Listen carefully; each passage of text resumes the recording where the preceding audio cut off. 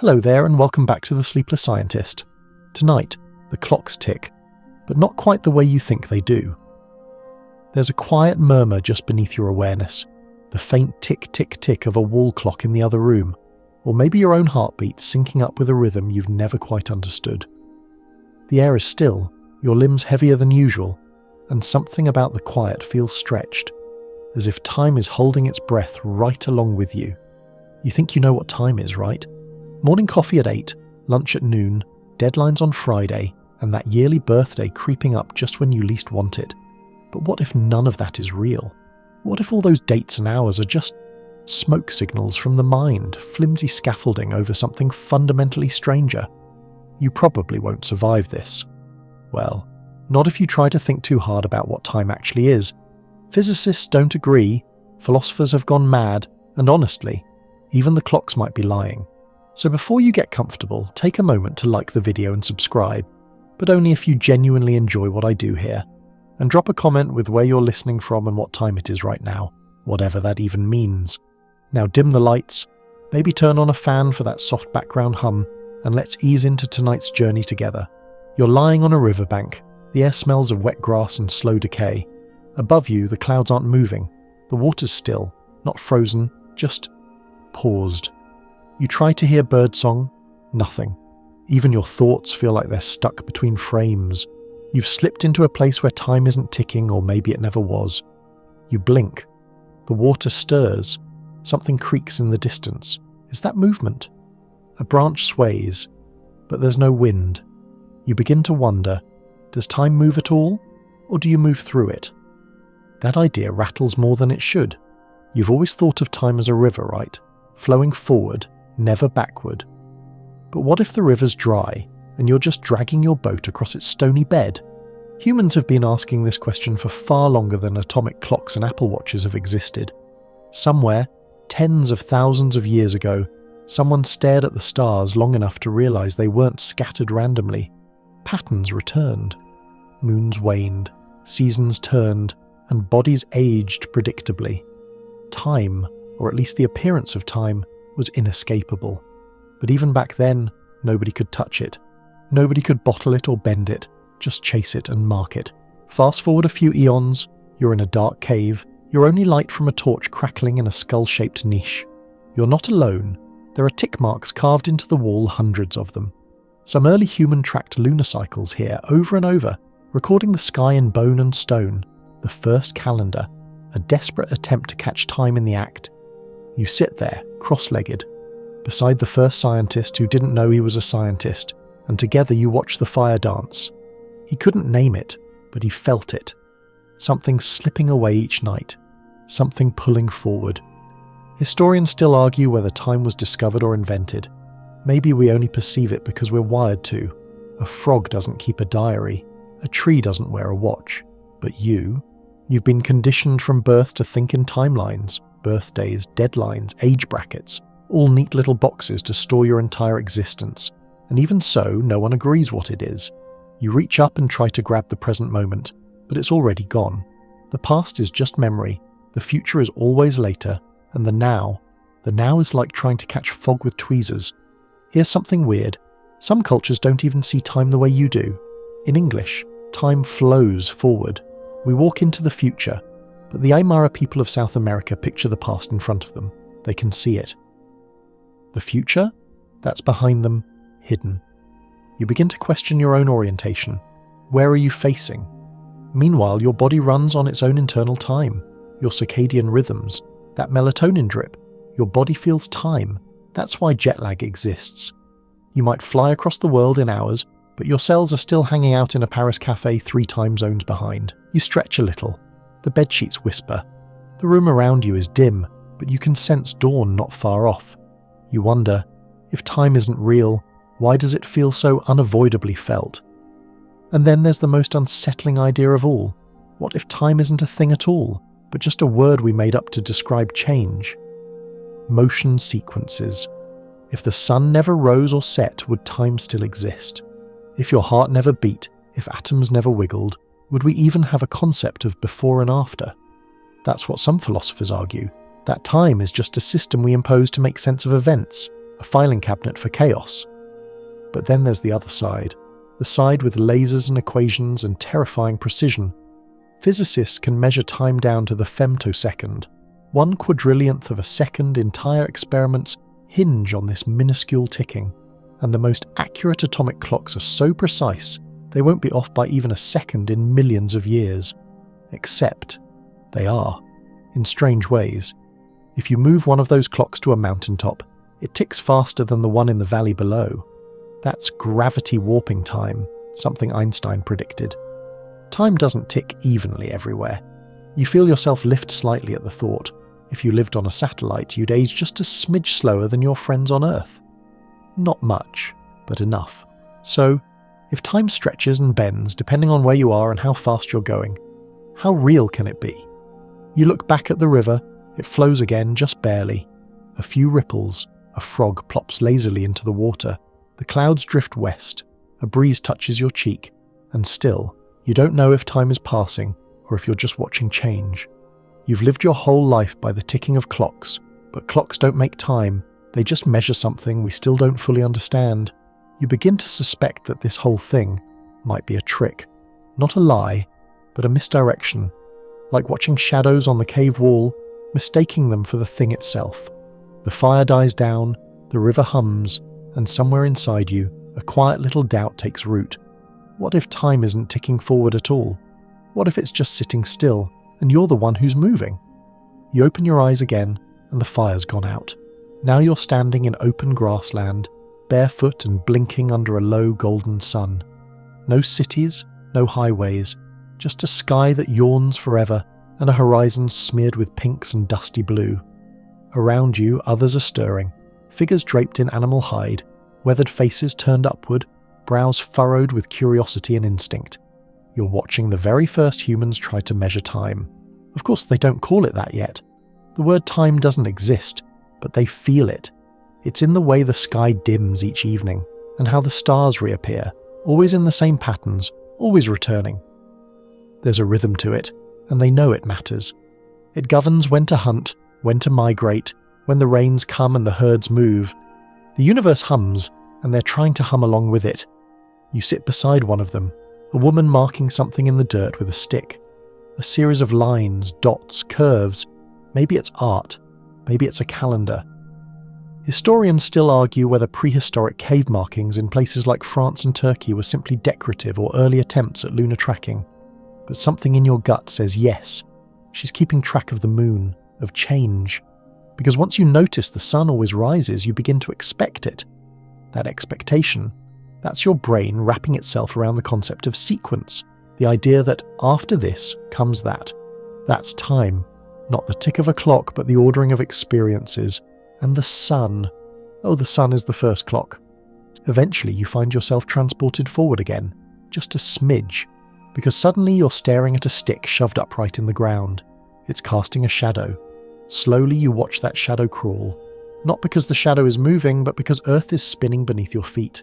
Welcome to the sundial, humanity's earliest timepiece. The ancient Egyptians were among the first to formalize it.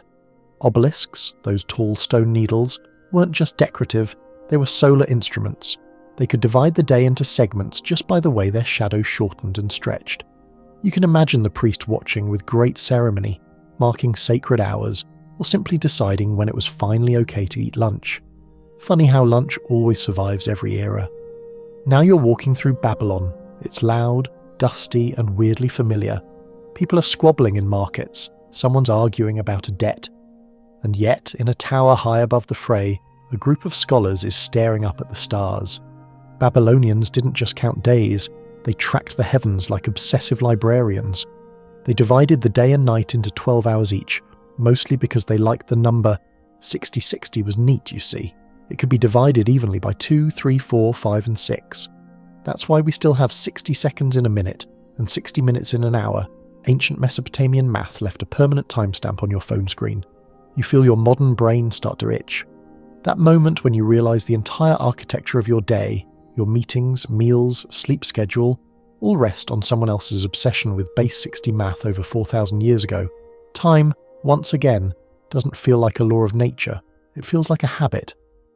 But back then, These divisions weren't precise. An hour was longer in summer, shorter in winter.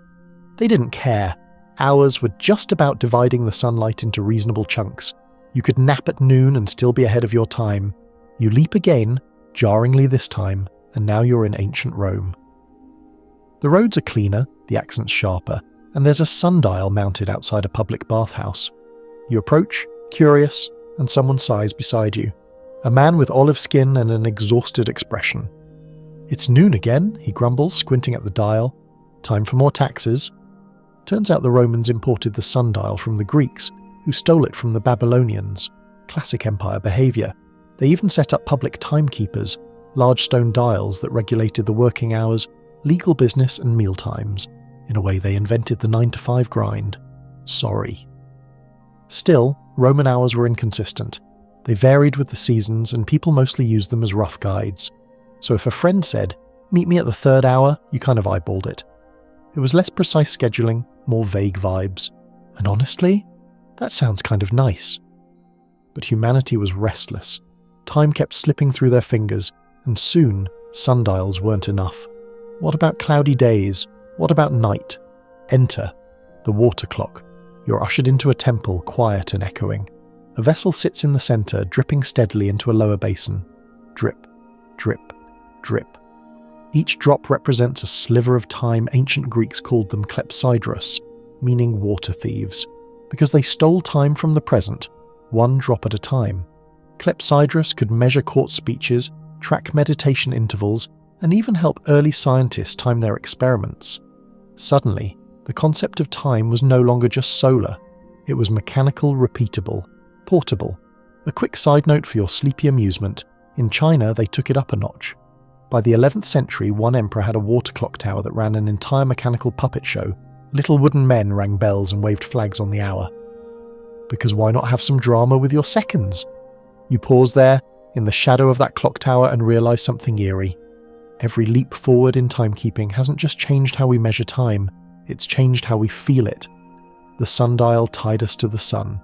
The water clock gave us control indoors. And later, when mechanical gears and pendulums arrived, people began carving their days into stricter blocks. Productivity was born. Schedules hardened. We became slaves not to the sun or the stars, but to the machines we built.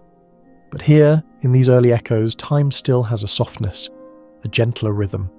Nobody's wearing a smartwatch that buzzes every 20 minutes. No one's panicking about being 50 minutes late to a Zoom meeting. There's space, breathing room. You almost want to stay here forever, surrounded by whispering winds and lazy sundials.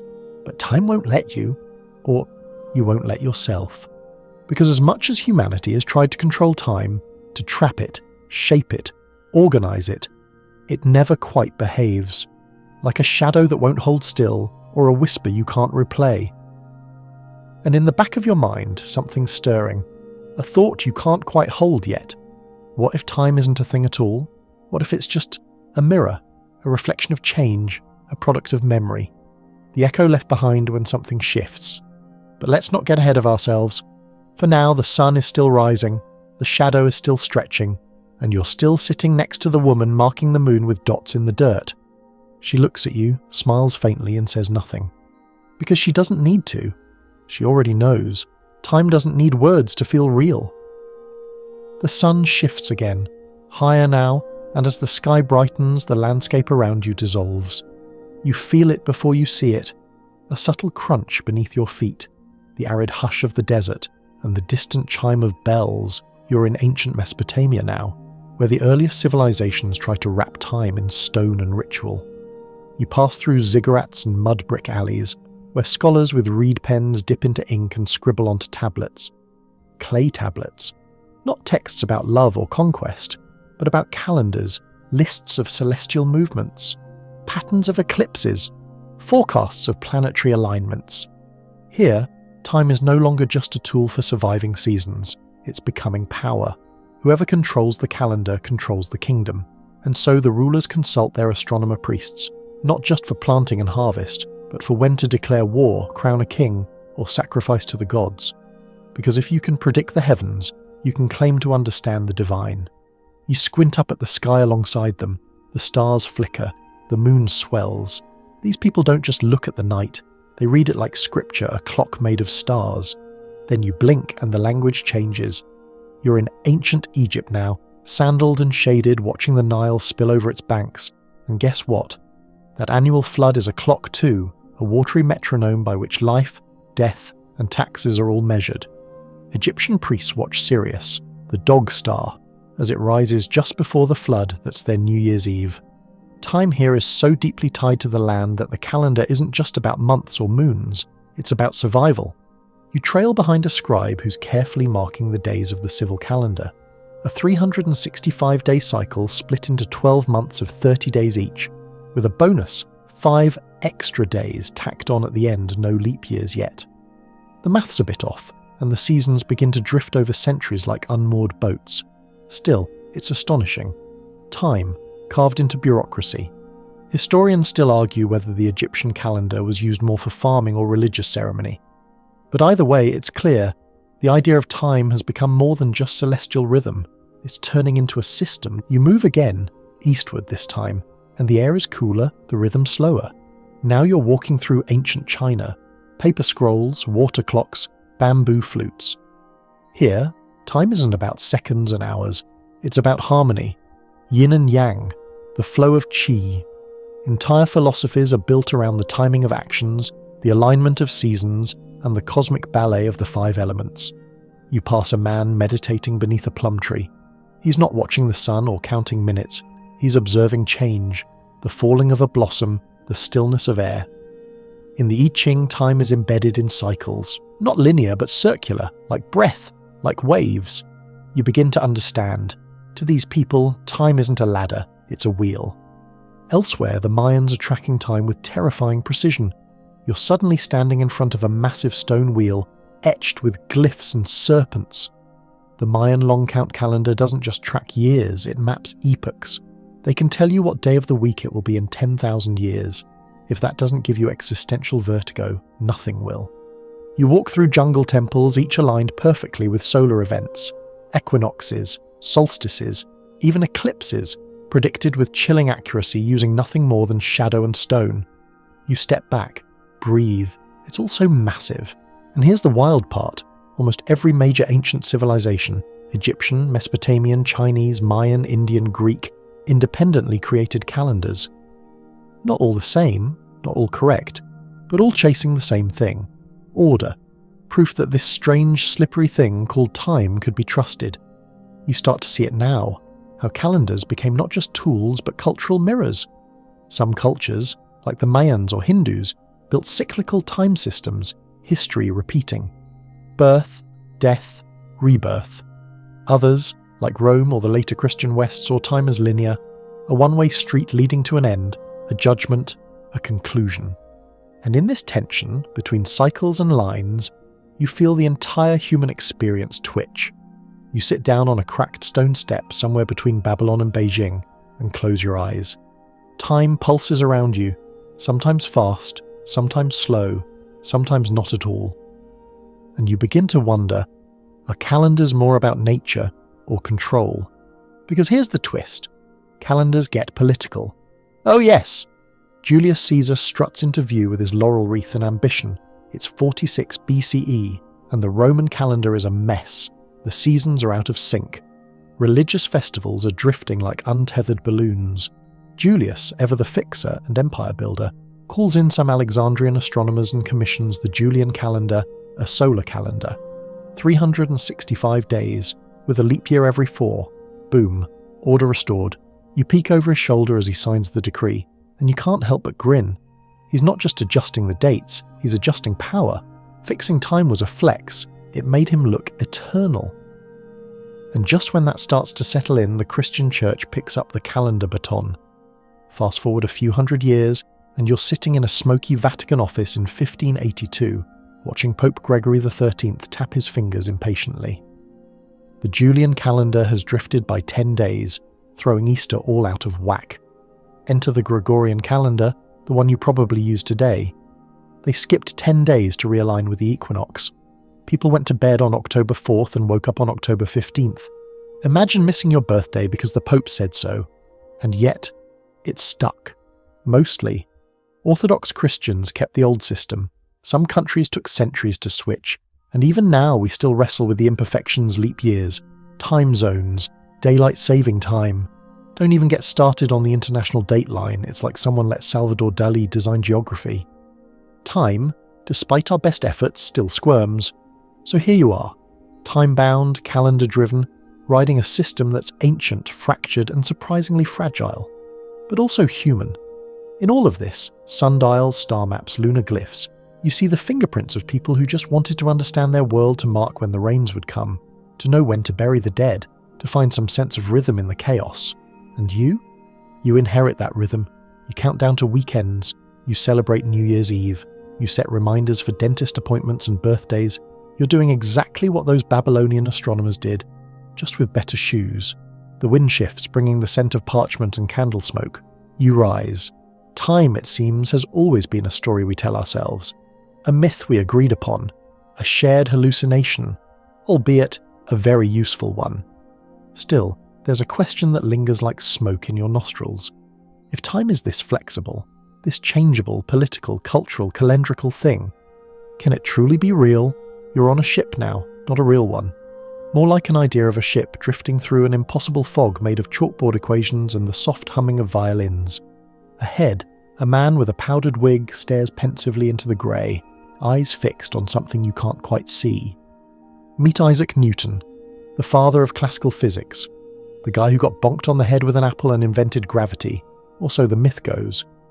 He also gave the world a version of time so sturdy, so simple, and so enduring that it still haunts science classrooms centuries later. To Newton, time is absolute, immutable, the universal metronome of reality, a cosmic grandfather clock that ticks uniformly, whether you're watching it or not.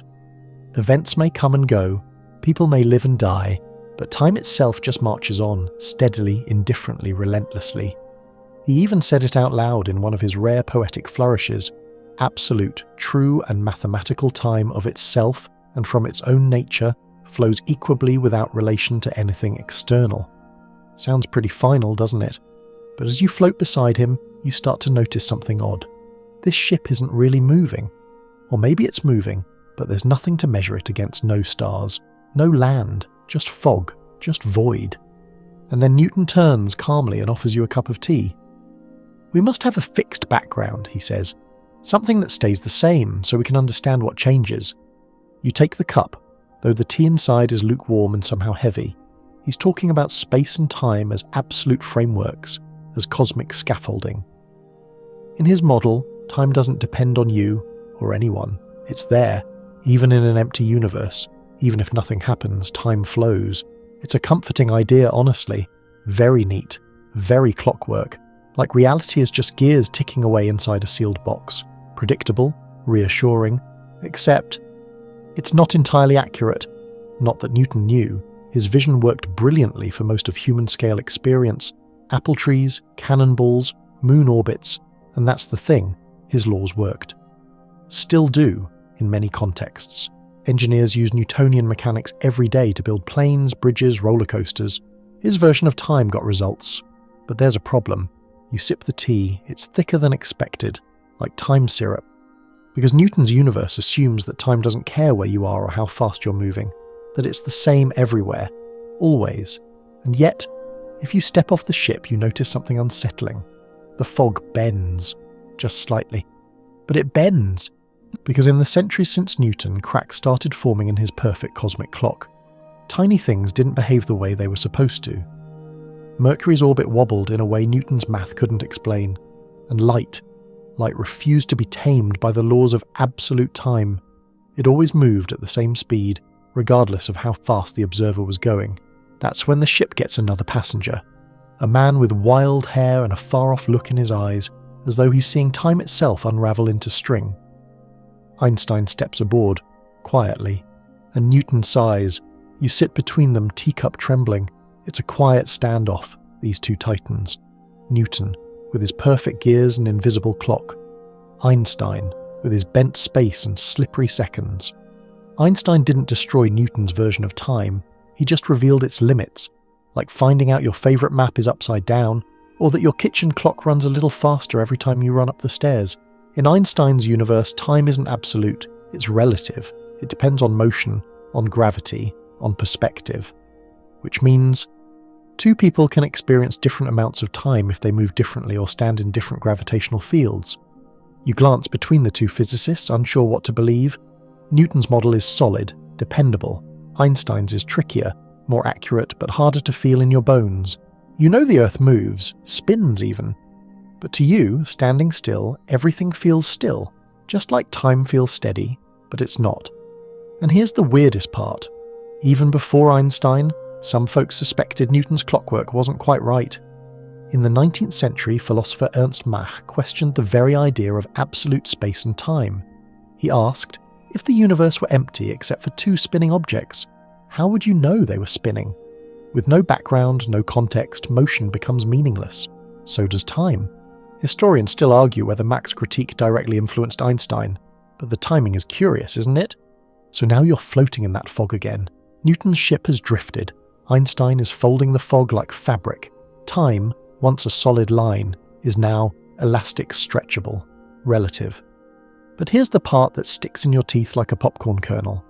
Despite all this, we still mostly live in Newton's world. Your alarm clock? Newtonian. Your microwave timer? Same. Your calendar app. Based on assumptions that time is absolute and evenly spaced. Einstein's truth, that time stretches and bends, is technically more accurate, but too subtle for most daily life. Unless you're zooming around at near-light speed or living inside a black hole, Newton's version works well enough. But it's not the whole story. You look down at your watch, wondering how much of what it tells you is fiction. A useful fiction, maybe, but still a story.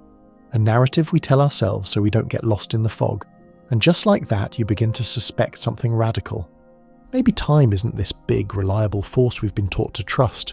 Maybe it's a byproduct, a side effect of deeper things. Motion, energy, perception. Maybe Newton's clock doesn't tick unless someone winds it. You close your eyes again, the ship vanishes, the fog lifts, and for a split second you feel nothing. Not silence, not stillness, just no time, a pure absence. And then your heart beats. A clock chimes, and the universe exhales. Welcome back to the illusion. You're falling now, but gently like a feather in syrup. The world bends around you, warping in waves that shimmer with equations and faint ticking sounds that seem to echo from inside your bones. Somewhere in the distance you hear the faint hum of a train, a baby's cry, and, oddly, a modem dialing in from 1997. This is the world of Einstein. Time isn't a flat, steady stream here. It isn't ticking along the same for everyone. No, in Einstein's world, time bends. It warps. It responds to speed, to gravity, to the very shape of the universe. It's no longer that universal tick-tock Newton imagined. It's personal. You land softly beside a steam engine hissing at a station platform. It's Zurich, 1905. A young Albert Einstein is working a boring job at the Swiss Patent Office, reviewing blueprints and letting his mind wander far too often for someone paid by the hour. But in those wandering thoughts, he cracks reality. He starts to ask very inconvenient questions, like, what if you chased a beam of light? What if time and space weren't separate things, but one interconnected fabric, spacetime? And that's where it all begins to unravel, or really to come together in a way no one expected. Einstein proposes that time isn't an absolute backdrop. Instead, how fast it flows depends on how fast you move, and how close you are to massive objects like planets or stars. It's called special relativity, and it wrecks everything you thought you knew about time. Here's the strange part. The speed of light is constant. No matter how fast you're moving, light always zips past at the same speed, 299,792 kilometers per second doesn't budge. That's the rule. So to make that rule work, the universe has to stretch and squeeze something else, and that something is time. You walk beside two trains. One is parked, the other speeds by at nearly the speed of light. A clock sits in each. From your position on the platform, you notice something freaky. The moving train's clock is ticking slower, not broken, not malfunctioning, just actually slower, because it's moving so fast. That's time dilation. And it's not just theoretical. Astronauts aboard the International Space Station, travelling thousands of kilometres per hour, experience time slightly differently than people on Earth minutely, yes, but measurable. When they return, they've aged just a hair less than we have. Let that sink in. Moving fast literally slows your time down. Einstein wasn't done there. He published general relativity a few years later, introducing another mind-bender. Gravity affects time too. The more massive something is, the more it bends space-time, and the deeper you sit in a gravity well, like near a planet or a star, the slower time moves for you. You look up. Above you, a satellite orbits the Earth. Inside it is a super-precise atomic clock. Its time ticks faster than your phone's clock down here. And GPS satellites. They have to account for this time difference, or your navigation apps would be off by kilometres. So yes, your phone is correcting for Einstein constantly, just so you can find the nearest taco place. Let that be the weirdest sentence you hear tonight. And now comes the truly bonkers part. All this means that simultaneous is a dirty word in Einstein's universe. Two events that happen at the same time for one observer might happen at different times for someone else moving at a different speed. There's no absolute now. Everyone gets their own private timeline shaped by how they move and where they are. Time, it turns out, is more like a wrinkle in your bedsheets than a ruler on your desk. You lie back, sinking into the metaphor. The bedsheet stretches under you, soft, familiar. But you can feel the dips and curves where massive objects rest. That's space-time. Curved, responsive, alive. A marble rolls toward the dent made by your weight. That's gravity, not as a mysterious force, but as the inevitable movement of things across curved space and time. And time? Time lives in those curves. You sit up and suddenly you're inside a black hole. Don't worry, it's conceptual. You're not going to get spaghettified just yet. Here, time is a joke. Near the event horizon, the edge of the black hole, time for you slows to a crawl. To an outsider, you appear to freeze, stuck forever in place. But for you, time ticks normally. That's the final mind bend. Everyone always experiences their own time as normal. But viewed from the outside, that time can stretch, twist, or nearly stop. Time is not the ruler of the universe. It's just one of the puppets. And you're one of the strings. Historians still argue whether Einstein fully grasped the philosophical implications of what he unleashed. Did he see time as an illusion, as a property, as a stubborn ghost we can't let go of? He left clues, yes, but no clear answer. And yet, thanks to him, we've had to rewrite our understanding of what time is. It's not an ever-ticking clock in the sky. It's not universal. It's not fair. It's weird. It's bendy. And it's different for everyone. You stand now on the edge of a cliff. Earth below, stars above, and a watch ticking in your palm. You drop the watch. It falls, gaining speed. Its seconds ticking imperceptibly slower the deeper it dives into Earth's gravity. You can't hear it, but it's happening. Time is not a line. It's a landscape. And you, strange little wanderer, are walking its slopes whether you know it or not. The wind picks up. It smells like ozone and old paper. You look down the path ahead, where time starts to get really strange. Aging twins, frozen astronauts, philosophers with migraines, and deep down you suspect the weirdest is yet to come. You blink, and now you're two people. One of you is floating in space, calm and weightless aboard a sleek spacecraft orbiting Earth. The other, you, are still here, standing on the planet's surface, feet planted in familiar gravity, listening to birds chirp and emails ping. You wave to your astronaut twin, who waves back with a grin. And then, time splits. This is the famous twin paradox, one of the strangest implications of Einstein's special relativity. Two identical twins. One stays on Earth, the other blasts off into space at a significant fraction of the speed of light. The space twin experiences time more slowly, thanks to that high-speed travel. When they return, the Earth twin has aged more, not just a little. Depending on the speed and distance, it could be years, decades even. You stand there watching yourself grow older while your twin, up in orbit, barely changes. Same face, same jokes. Still obsessed with the same 2010s indie band You, on the other hand, have back pain and existential dread. The math checks out. This isn't just a sci-fi concept, it's proven. In 1971, scientists flew super-precise atomic clocks around the Earth in jets. When they compared them to synchronized clocks left on the ground, the flying ones had ticked more slowly, exactly as Einstein predicted. The difference was tiny but measurable.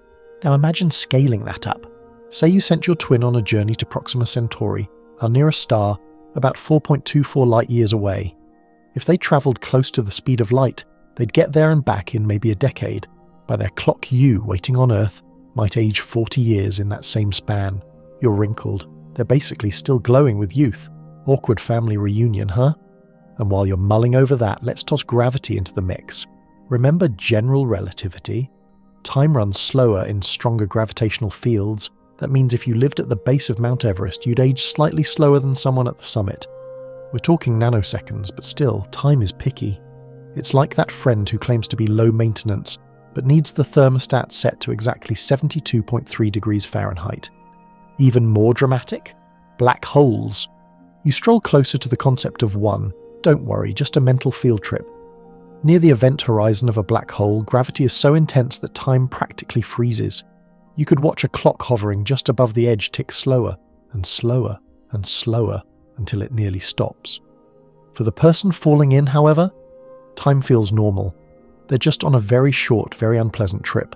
So now you're back on Earth, where time seems steady, but is subtly skewed all the time. Your GPS system? It needs to correct for both speed-based time dilation and gravity-based time dilation. Without constant adjustments, your phone would misplace you by kilometers daily. That coffee shop you're heading to? You'd miss it entirely. The universe, it seems, is playing tricks on you. And those twins, they aren't just theory. NASA astronaut Scott Kelly spent nearly a year aboard the International Space Station while his twin brother Mark Kelly stayed on Earth. The age difference? A fraction of a second. Small, but real. We're talking microseconds. But still, Scott came back a little younger than Mark. Imagine using that as an excuse for forgetting a birthday. You're the older one now. It's your job to remember. Historians still argue whether the twin paradox is even a paradox at all. Once you factor in acceleration, deceleration, and reference frames, it all becomes a matter of careful bookkeeping. No logical inconsistencies, just deep discomfort. Because when time is no longer universal, reality feels slippery. So how do you ground yourself in it? You check your watch. It tells you what time it is here. But what about there? What if someone in orbit checked theirs right now? Would your watches agree? Nope. And this is where your head starts to hurt. Because if time isn't the same for everyone, then what is the same? What's real? You sit down. Gravity pulls you gently into your chair, as it always has. The seconds on your clock tick rhythmically. You sip some tea. It's cool now, and you realize something strange. You can't feel time dilation. You live your life as though time is constant. You have no sensory input for relativistic differences. No inner dial that tells you, yes, I just aged 0.000001 seconds slower than someone else. You're trapped in your own timeline. No matter how warped or stretched it might look from the outside, for you, it always feels like a straight line. Always forward. Always regular. That's the beauty and cruelty of relativity. And here's something even weirder. According to special relativity, the faster you go, the shorter distances become in your direction of travel space contracts. So if you travelled close to the speed of light to that same distant star, not only would your time slow down, but the star would actually be closer from your point of view. It's like space and time are in cahoots. They bend, flex, stretch, just enough to keep the speed of light from breaking its own rules. You lean back and try to picture it. A universe where time is not a backdrop but a fluid, a field, a participatory phenomenon. Wherever you go, it goes with you, warping just a bit depending on how you live, move, and fall. And yet, most of the time, you never notice. You keep appointments, you set alarms, you celebrate birthdays and grumble about Mondays. Time, in your daily life, plays along. It shows up where and when you need it, even though it's quietly betraying you in space. You think of the twin again, your other self still floating out there. What would it feel like to watch your sibling age rapidly while you remain unchanged? Would it be a blessing, a curse, a sci-fi therapy session waiting to happen? You wave at the stars, no response. Just the slow, cold ticking of a universe that never really cared about your schedule. And yet, here you are, clocks in your pocket, meetings on your calendar, waiting for your tea to cool. You don't need to understand time to live by it. You just need to trust it enough to let go. Because whether you're in orbit or in line at the grocery store, time doesn't ask for permission. It just moves. Or maybe it doesn't. You're lying in your bed again. The ceiling is quiet. No ticking clock, no humming fan, not even the thrum of traffic outside. And yet, you still feel it. That subtle tug forward time. But forward into what? You start to wonder if you're even moving at all, or if time, that ever-insistent heartbeat of your experience, is just a trick your brain plays to keep things from falling apart. Because here's where things get especially weird. Some physicists, and not just the fringe-dwelling late-night podcast guests, seriously argue that time might not exist. Not in the way you think, not as a flowing real thing, but rather as an illusion. You sit up slightly, squinting at the darkness. Time, an illusion. That sounds like the kind of sentence someone says just before they burn their socks and move to the mountains to eat moss. But let's not dismiss it so quickly. The idea isn't new. Philosophers have whispered about it for millennia. But in recent decades, physics has started whispering it too. First, a bit of background. The laws of physics, the deep fundamental equations that describe how particles behave, are time-symmetric. That means they don't actually care which direction time moves. Run them forward? Fine. Run them backward? Still fine. In theory, a broken egg could reassemble itself and leap back onto the counter if all the molecules just cooperated. And that doesn't happen, of course, but the math says it could. So where does this forward motion, the feeling of past to present to future, come from? Many scientists point to one villain: entropy. You might remember that from science class as the tendency of things to get messier. Technically, entropy is a measure of disorder.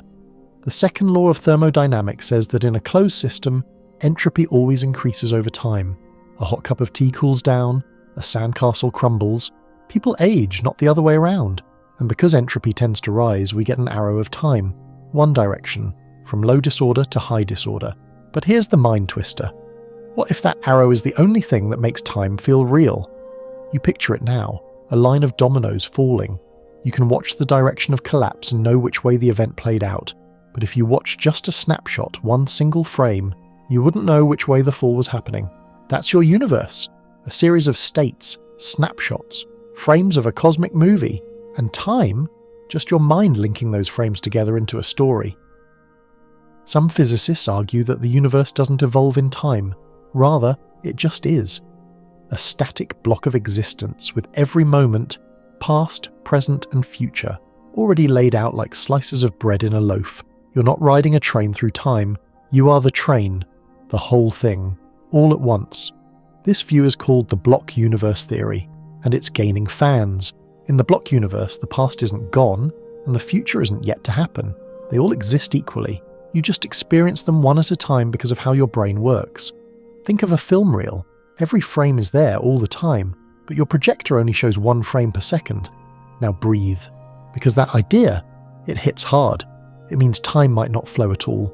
It means the flow is just a sensation, something your consciousness generates, like taste or sound. And if that's true, then time is not a force, not a substance, not a ticking, forward-marching entity. It's just a label. You lie back down, blinking slowly, and that's when it creeps in, that deep, slithery thought. What if there's no such thing as the present? You always feel like you're in now, but what does that mean? You can remember the past, you can imagine the future, but you can never quite hold the present. The moment you point at it, it's gone. Some philosophers call it the specious present, the tiny flickering window of awareness your mind constructs to trick you into feeling like things are continuous. In truth, your brain is always playing catch-up, processing delays, filtering sensory input, sorting memories into order. You live in a slightly delayed version of reality, stitched together just well enough to not fall apart. It's a lot like watching live TV, except there's a 7-second delay for safety. And here's a kicker. There are models of physics that don't include time at all. In quantum gravity theories, like loop quantum gravity or timeless formulations of string theory, time doesn't even appear in the equations. Instead, the universe is described as a vast configuration of states, like snapshots, and the illusion of time arises only when you compare one to another. It's not that physics can't describe time, it's that it might not need to. Historians and physicists still argue whether time is emergent, something that comes out of a deeper system, or whether it's truly fundamental, baked into the structure of reality itself. But you start to suspect something unsettling. Maybe time only exists because you think it does. Maybe it's a byproduct of consciousness, a narrative engine, a way to keep track of change, motion, cause and effect. Like subtitles on a silent movie. But what if, just for a moment, you turn those subtitles off? You imagine yourself standing in a still frame, the world frozen, no past, no future, just the current configuration of everything suspended in a perfect now. And strangely, it doesn't feel that different. Sure, nothing's moving. But your mind still fills in motion. You expect the wind to blow, the trees to sway, the sky to darken. Even without time moving, your brain simulates change. So what's more real, the change or the expectation of change? You start to think of time as a user interface, like the icons on your phone. You don't see raw data, just neat little shapes. Time is the same, a mental overlay that helps you function. And if you were an alien species with no concept of before and after, you'd still exist, still react, just without ever labeling anything as earlier or later. You reach out now into the stillness. You try to grasp this illusion, but your hand passes through, because if time is an illusion, it's the best one you've ever fallen for, and the only one you can never quite escape. The silence is thick now, almost sticky. You can feel it settle against your skin like humidity. Your eyes drift to your bedside table, where a cold cup of tea sits untouched. It used to be warm, now it's not. And that little detail, that unremarkable truth, is the whisper of something much larger. Time only seems to flow forward. And the reason? Entropy. Ah yes, entropy. The universe's tireless little gremlin of disorder. It's why ice melts, why eggs break, and why your laundry never folds itself. If you want to understand why time seems to have a direction, why it feels like it only moves one way, you have to understand this cosmic rascal. Entropy is the tendency for systems to move from order to disorder. It's not about chaos in the way your junk drawer is chaotic, it's about probability. Given enough time, things naturally drift toward more probable configurations. It's just math. There are way more ways for a deck of cards to be messy than to be perfectly sorted. And the universe? It loves a good shuffle. So here's the punchline. The only reason you remember the past and not the future is because of entropy. The past had lower entropy. The future will have more. That's it. That's the arrow. You sit with that for a second. It's not that time has to move forward, it's that entropy moves forward, and everything else just tags along. You start to notice entropy everywhere now. The popcorn kernels that didn't make it, the crumpled receipts in your coat pocket, your cold tea, which is no longer useful for warming hands or spirits, has lost its concentrated heat, its low entropy, and joined the ever-rising tide of universal blandness. This process is relentless. It's why things decay, why batteries die, why your favourite sweater will one day become lint. Entropy is the reason you can break an egg but never quite put it back together again without pretending you're on a cooking show and that totally counts. You wander into your kitchen, not literally but in your mind, and imagine rewinding a glass of spilled milk. Droplets leap back into place, the glass reforms, your cat's guilty eyes unguilt themselves. It's magical, but impossible. Because the odds of all those molecules returning to their precise original state? Astronomically low. The laws of physics allow it, but reality doesn't bother. It's like someone gave the universe a user manual that includes a reverse button, but hid it under 100 pages of small print and spaghetti stains. This is the heart of thermodynamic time. The reason things move from before to after, from young to old, from hot to cold. And it's so convincing, so inescapable, that we mistake it for time itself. But, and here's where your brain starts to itch, this only works if the universe started in a state of extremely low entropy. That's right. The Big Bang wasn't just a big explosion of matter and energy, it was a bizarrely, almost unnaturally ordered state. And from that improbably tidy beginning, the universe has been getting messier ever since. Historians of science still argue why the early universe was so low in entropy. Some think it's a fluke, others suggest deeper physical laws we haven't discovered, and a few whisper that maybe entropy itself is just a trick of perspective. But that's a fight for the theoretical physicists. You're too busy watching ice melt in your glass and wondering how everything came to be this one-way ride. Because if the universe had started messy, high entropy from the get-go, there'd be no arrow, no memory, no change, no time.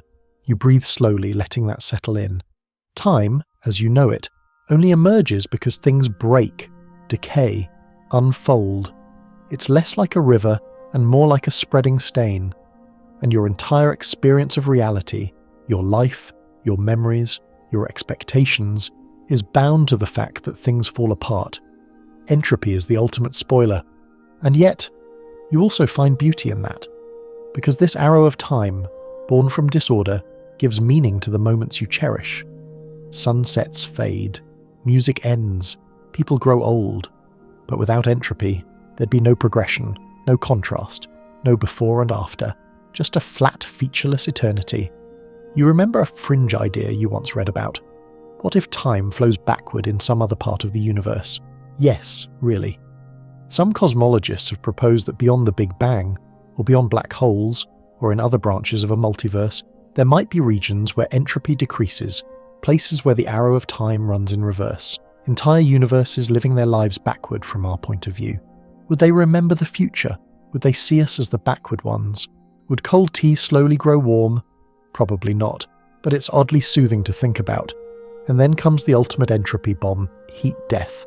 You're floating again, this time at the very end of the universe. Stars are out, black holes have evaporated, no more chemical reactions, no heat, no light, just cold, uniform nothingness. Maximum entropy, no gradients, no contrast, nothing left to change, and with no change, no time. You drift through this final stillness, quiet and awed. It's peaceful, a strange cosmic rest, and it hits you. Time didn't end in a crash or a bang, it just faded, like the last note of a song echoing across a canyon. Because time needs change, and change needs contrast, and contrast needs, well, a little bit of mess. You smile to yourself, somehow comforted by this dance of order and disorder. Yes, entropy means everything breaks eventually, but it also means things happen at all, and you're part of that happening. One little warm pocket of improbability, a momentary swirl in the great unravelling. Time may not be what you thought it was, but as long as there's tea to cool and memories to fade, it'll still feel very, very real.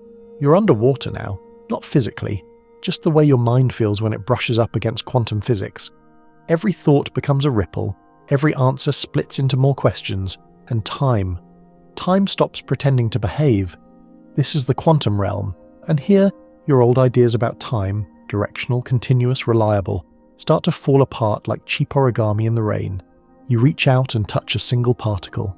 It blinks at you, unsure whether it even exists in one place. Quantum mechanics is a world of probability, not certainty. And here's where things get strange. At the tiniest scales of reality, electrons, photons, quarks, time doesn't work the way it does in your kitchen. Particles don't seem to experience before and after the way you do. In fact, many quantum processes are time-symmetric, meaning they can happen forwards or backwards with equal legitimacy. Like watching a billiard ball roll into a pocket, there's no obvious correct direction in the math. So, where's the arrow of time? That clean separation between past and future you're so used to. It doesn't exist here. Not in the equations, not in the math. Take the Schrödinger equation, the cornerstone of quantum mechanics. It describes how a quantum system evolves over time. And guess what? It works just as well in reverse run the clock backward, and the math doesn't even flinch. But you flinch, because something feels off about a universe where milk can unspill and you can unread a text message. Here's another quantum wrinkle, superposition. Particles don't choose a state until they're observed. Until then, they exist in a blur of possibilities. That electron, it's not here or there, it's both, and neither, until you look, then it picks. But here's the catch. That moment of measurement, the so-called collapse of the wave function, seems to introduce a kind of irreversibility. Once you've observed the result, you can't go back to the soup of maybes. This has led some physicists to suggest that the act of measurement creates the arrow of time, not some universal law, not even entropy. Just the fact that you looked. Yes, you. You're the reason time moves forward. Well, okay, maybe not you personally, but observation in general. Consciousness, awareness, collapse. That's a heavy burden for a sleepy science fan, isn't it? Now take a deep breath, we're going deeper. One of the strangest quantum phenomena is entanglement, when two particles become linked such that the state of one immediately determines the state of the other, no matter how far apart they are. This isn't just spooky action at a distance, it's a time mess too, because the order in which you measure entangled particles sometimes doesn't seem to matter, or even make sense. In some experiments, it's not clear whether one measurement causes the other, or if the whole idea of causality is just your brain trying to impose order on something fundamentally weirder. You start to sweat a little, not from heat, but from confusion. Because if cause and effect can blur at the quantum level, then what happens to time? You sit down again, this time on a surface made of vibrating math and shimmering probabilities. Some quantum interpretations try to wrangle this chaos. The many worlds interpretation, for example, says every quantum choice creates a branching universe, so every moment spawns infinite timelines, and all outcomes are real, just not in your timeline.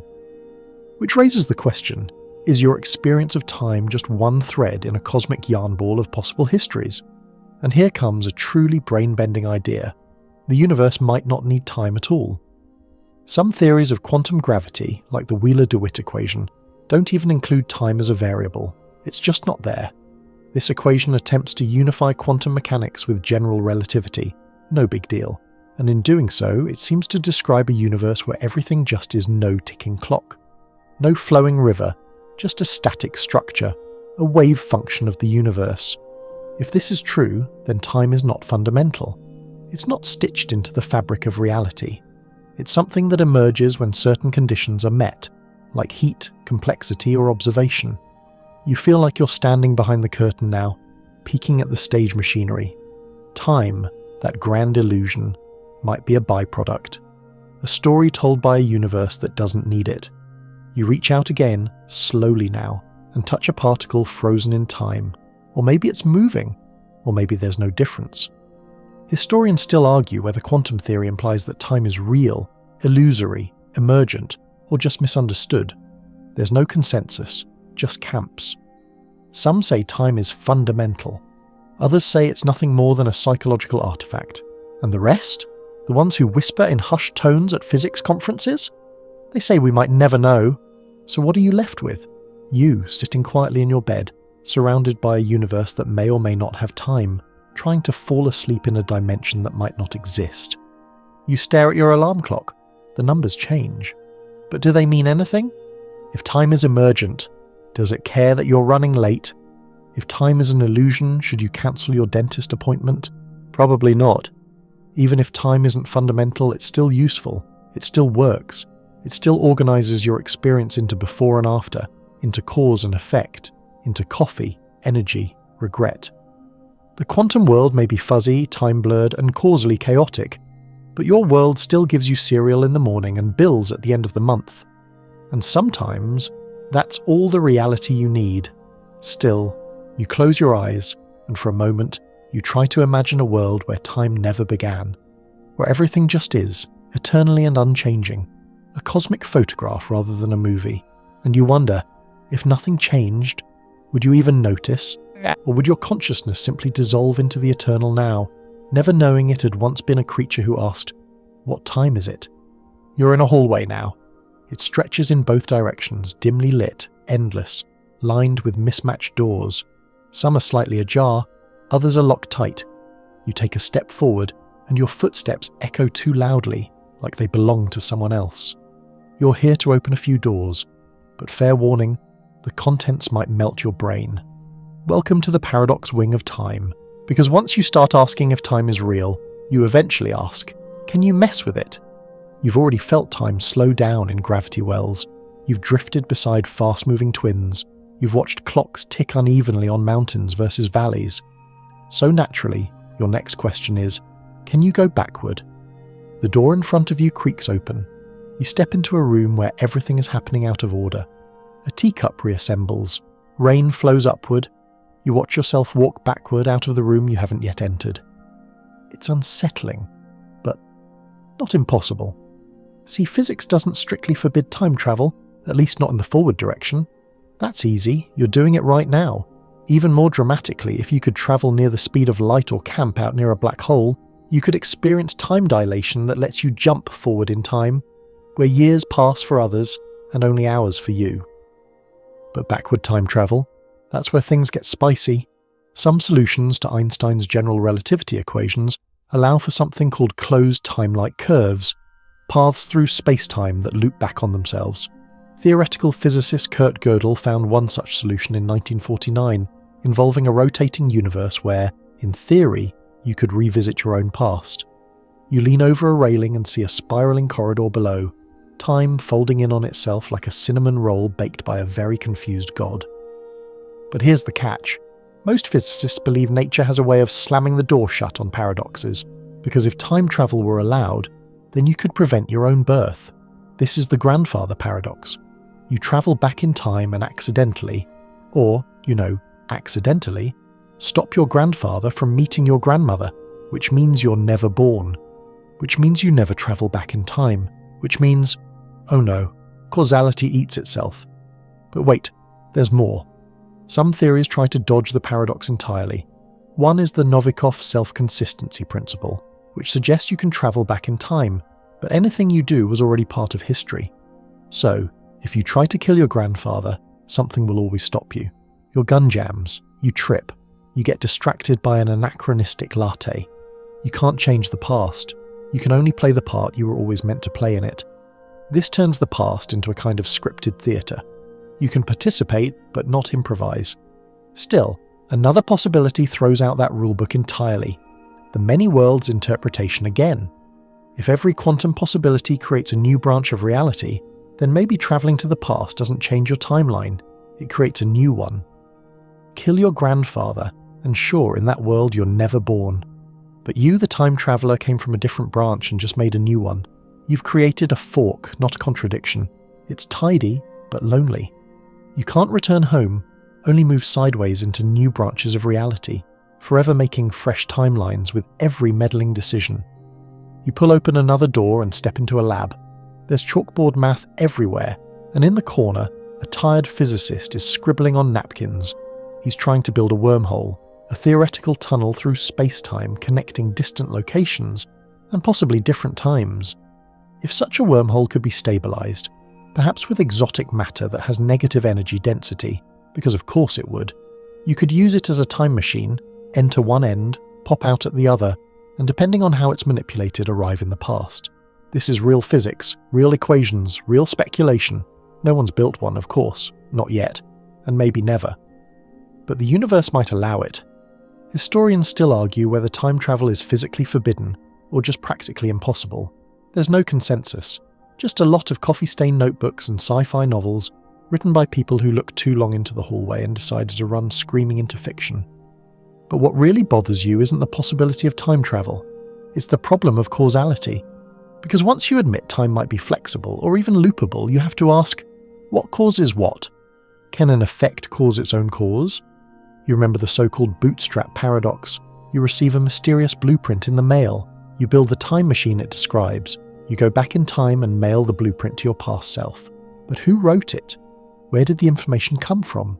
It's an object, or knowledge, that exists without origin, just looping forever through time. Causality collapses into a Mobius strip. And yet, it's not technically impossible. It's uncomfortable. Yes, it breaks every storytelling rule you learned in kindergarten. But physics, as always, doesn't care about your comfort. So where does that leave you? Standing in this infinite hallway, holding a teacup that was once unbroken, thinking about how your actions ripple not just forward, but maybe sideways, maybe backward, maybe in every direction you can't name, maybe cause and effect are local illusions, useful only at human scales like spoons or parking meters. You lean against the wall, it's warm, faintly vibrating, almost like it's breathing. You realize something. The paradoxes only feel paradoxical because you expect time to behave like a clean line. But what if time is not a line? What if it's a web, or a spiral, or a smear? You leave the hallway, stepping back into your room. The air feels heavier now, as if your presence carries a little more gravity than it used to. You wonder if somewhere, in some version of the past, you already asked these questions, or maybe you haven't asked them yet. Either way, you're starting to feel the weight of a very uncomfortable truth. The universe doesn't promise logical timelines. It doesn't promise clean causes and tidy effects. It only promises possibility. And possibility, unfortunately for your sanity, is absolutely full of loopholes. The hallway fades behind you like a dream dissolving in daylight, and now you're back in your body, warm under the blanket, your chest rising with the calm rhythm of sleep or something close to it. You're thinking smaller now, not about the universe or paradoxes or time machines made of exotic matter, but about you. Because no matter how warped, fake or illusory time might be out there in the stars here in your body, it feels real. You don't just see time pass, you feel it. And your body keeps a calendar whether you want it to or not. Your cells have clocks, your gut has rhythms, your organs schedule their own little meetings. And somewhere, buried deep in your brain like a snoozing but reliable librarian, lies the suprachiasmatic nucleus, a tiny cluster of neurons that runs your circadian rhythm. That's right, your brain has a master clock, and it's not just guessing, it syncs itself with light, specifically the cycles of daylight and darkness. Sunlight hits your retinas, and your brain adjusts its schedule.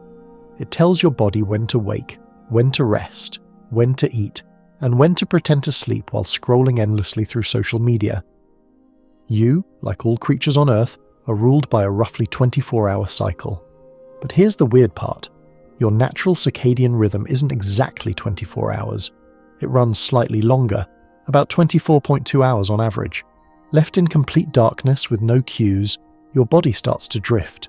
You'd wake up later each day, eventually becoming a night owl in a world without night or owls. That experiment has been done, by the way. Volunteers living in bunkers with no windows quickly discovered their own inner time slipping away from the social clock. Days became ambiguous. Time got fuzzy. Reality got stretchy. And you felt this too. Jet lag. That sluggish, groggy sensation of your body being out of sync with your environment. You've crossed time zones, but your cells are still catching up. Your liver thinks it's 3 a.m. Your brain thinks it's breakfast. Your digestive system has filed a complaint. Even daylight saving time, that 1-hour shift, can throw off your body in ways that show up in data. Increased heart attacks, more workplace injuries, even spikes in traffic accidents.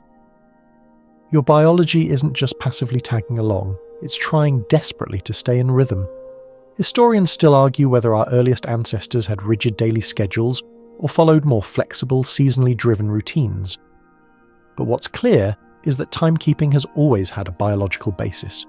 Even without clocks, ancient humans would have known when to sleep, when to hunt, when to gather by the stars or the subtle arc of the sun. And your body, stubborn and ancient, still carries those instincts. Even your hormones have time slots. Melatonin rises when it's dark, coaxing you to sleep. Cortisol spikes in the morning, helping you wake. Growth hormone likes to party while you're dreaming. Your body isn't just alive, it's scheduled. And it's not just humans. Plants open and close their leaves on a 24-hour rhythm. Bacteria divide at regular intervals. There are shrimp with clocks, fungi with clocks. Even cells in a petri dish maintain time if kept in the dark long enough. Time, or the experience of it, is built into life itself. And your internal clocks don't stop at daily cycles. You also live by ultradian rhythms, shorter cycles like your heartbeat, breathing, or the 90-minute arc of your sleep stages. Ever notice how your focus comes and goes in waves? That's a rhythm. And then there are infradian rhythms, longer cycles like menstruation, hibernation, migration. Nature doesn't just tick, it breathes.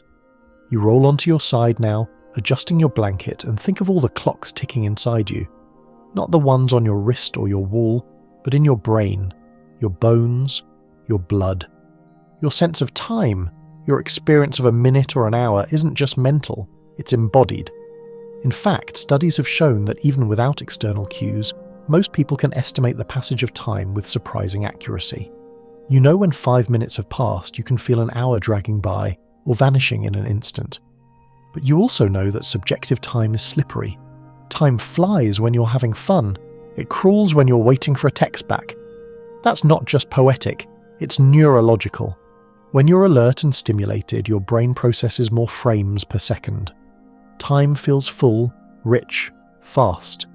When you're bored or anxious, your mental processing slows and each second feels stretched. That's why emergency situations sometimes feel like slow motion. Your brain's making more memories per second, stretching out your perception. Your internal clock isn't just ticking, it's reacting to emotion, attention, temperature, movement. Even your posture affects your sense of time. Stand tall, breathe deep, and time seems to move differently than when you're slouched on the couch under a gravity blanket, binge-watching true crime documentaries. Your body is time, a moving, pulsing, fading testament to entropy and biology working in rhythm. You're not a static being observing time from outside, you're inside time shaped by it, curated by it, a masterpiece built with minutes. And one day, many, many heartbeats from now, your clocks will stop. Not dramatically, not loudly, just quietly, like a watch set gently on a shelf and forgotten. But even then, your rhythms will ripple outward, in memory, in DNA, in the things you said and the warmth you gave and the silence you leave behind. That's time too. You close your eyes, and suddenly your own heartbeat is loud in your ears, steady, relentless, familiar. It is your first clock, and someday your last. But for now it ticks, tick, tick, and in each beat lives a second of your story. There's a breeze now, soft and slow, brushing against your cheek like a whisper from somewhere very far away. It smells faintly of incense and something ancient, copper, clay, firewood. You're no longer alone in your bed, or in your body, or even in your century. Because time isn't just physics or biology, it's culture. You open your eyes to find yourself standing in a bustling street, somewhere warm, golden, and familiar. Not your home, not your era, but alive in its own clock. Merchants haggle, children chase chickens, a man sharpens a blade slowly without hurry. You glance at a sundial, but no one else seems to care what it says. Welcome to event time. In many traditional and indigenous cultures, time isn't measured by hours or minutes, but by events. You don't meet at 3 p.m, you meet when the sun reaches the top of the hill, or when the cows return, or when the bread is cool enough to eat. Time is relational, organic, flexible. You look around and realize no one's in a rush, not because they're lazy, but because time is something you move through, not something that pushes you. Compare that to your usual experience, clock time. Time chopped into hours, schedules, deadlines, Google Calendar invites that buzz at exactly 10:15. That kind of time doesn't care if you're ready. It demands obedience. In the West, especially since the Industrial Revolution, time has become a commodity. We spend time, save time, waste time. We are time packaged into units of productivity. You're expected to show up on time, work full-time, and never be behind the times. But not everyone buys into this rhythm. You shift again. Now you're in Fiji. It's afternoon. Probably. You ask someone when the boat is coming. They shrug. When it comes, this isn't rudeness. It's a different kind of time. A world where the present is king and the clock is not a tyrant. Where waiting is normal and no one is beholden to some invisible gear grinding in the sky. In contrast, stroll through Tokyo and you'll see trains departing to the second. Arrive 2 minutes late and you might as well have missed an entire day. In Switzerland, a watch runs not just your wrist, but your social status. In New York, time is money is more than a phrase. It's a religion. Cultural anthropologists have long studied how different societies perceive and manage time. Edward T. Hall, for instance, divided cultures into monochronic and polychronic. Monochronic cultures, like the US, Germany and the UK, value schedules, punctuality, and doing one thing at a time. Time is linear, strict, and sequential. Polychronic cultures, like Mexico, Egypt, or the Philippines, focus more on relationships, multitasking, and flexibility. If lunch runs long because your cousin showed up with a story to tell, well, lunch runs long, life adjusts. You begin to wonder, is your version of time a cultural lens, not a universal truth? Historians still argue whether early civilizations created linear time because of technological needs, or whether the clock itself shaped those needs by rewriting how we understand change and value. Here's a quirky detail for your sleepy trivia bank. The Inuit of the Arctic used to have an expression for a long time ago that literally translated to when the land was soft, meaning back in the warm season. That's how time lived, through the world's texture, not a number on a dial. And in some indigenous Australian languages, time isn't mapped left to right or front to back. It's mapped to the cardinal directions. You say things happened to the east or to the west, based on where the sun was. If you're facing south, the future might actually be behind you. Yes, really. Because the future is unseen and the past is visible, just like the trail you've already walked. You smile at the thought. Your own language treats time like a journey. You move forward into the future, look back at the past. You run out of time or try to get ahead. But all those metaphors, cultural. Time, as it turns out, speaks in accents. Even religion has a say in how people understand time.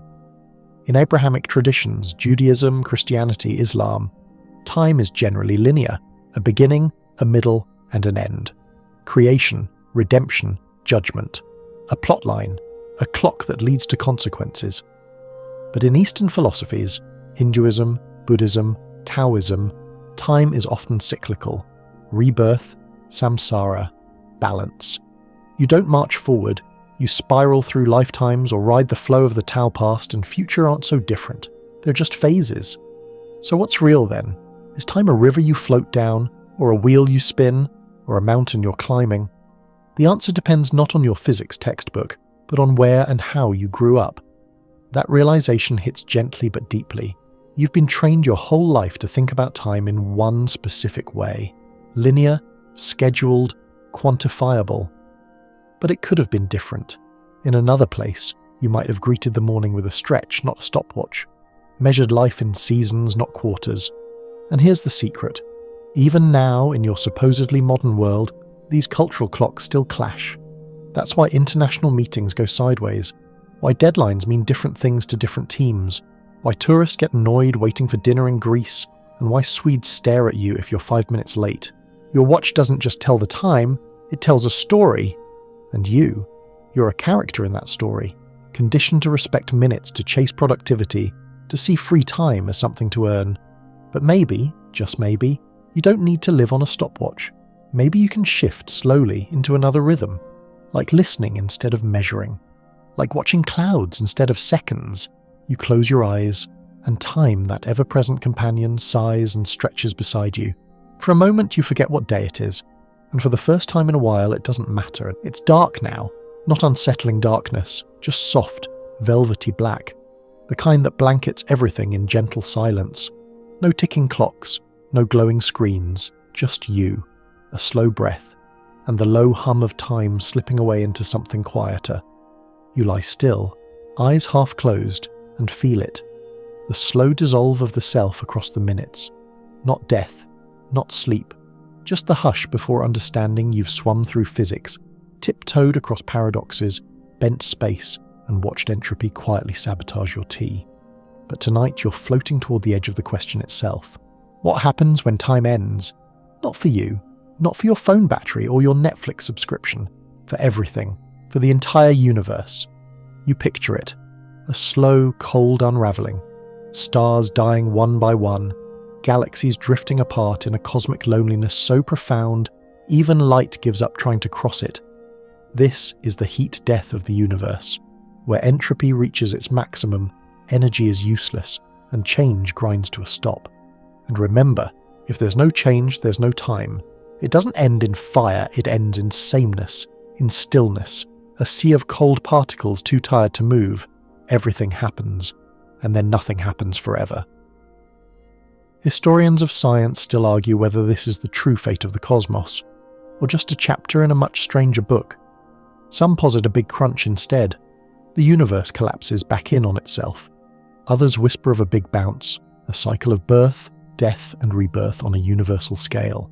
Time looping, not forward, not backward, just again. You can't help but wonder, if the universe has an end, does that mean time had a beginning? Maybe, maybe not.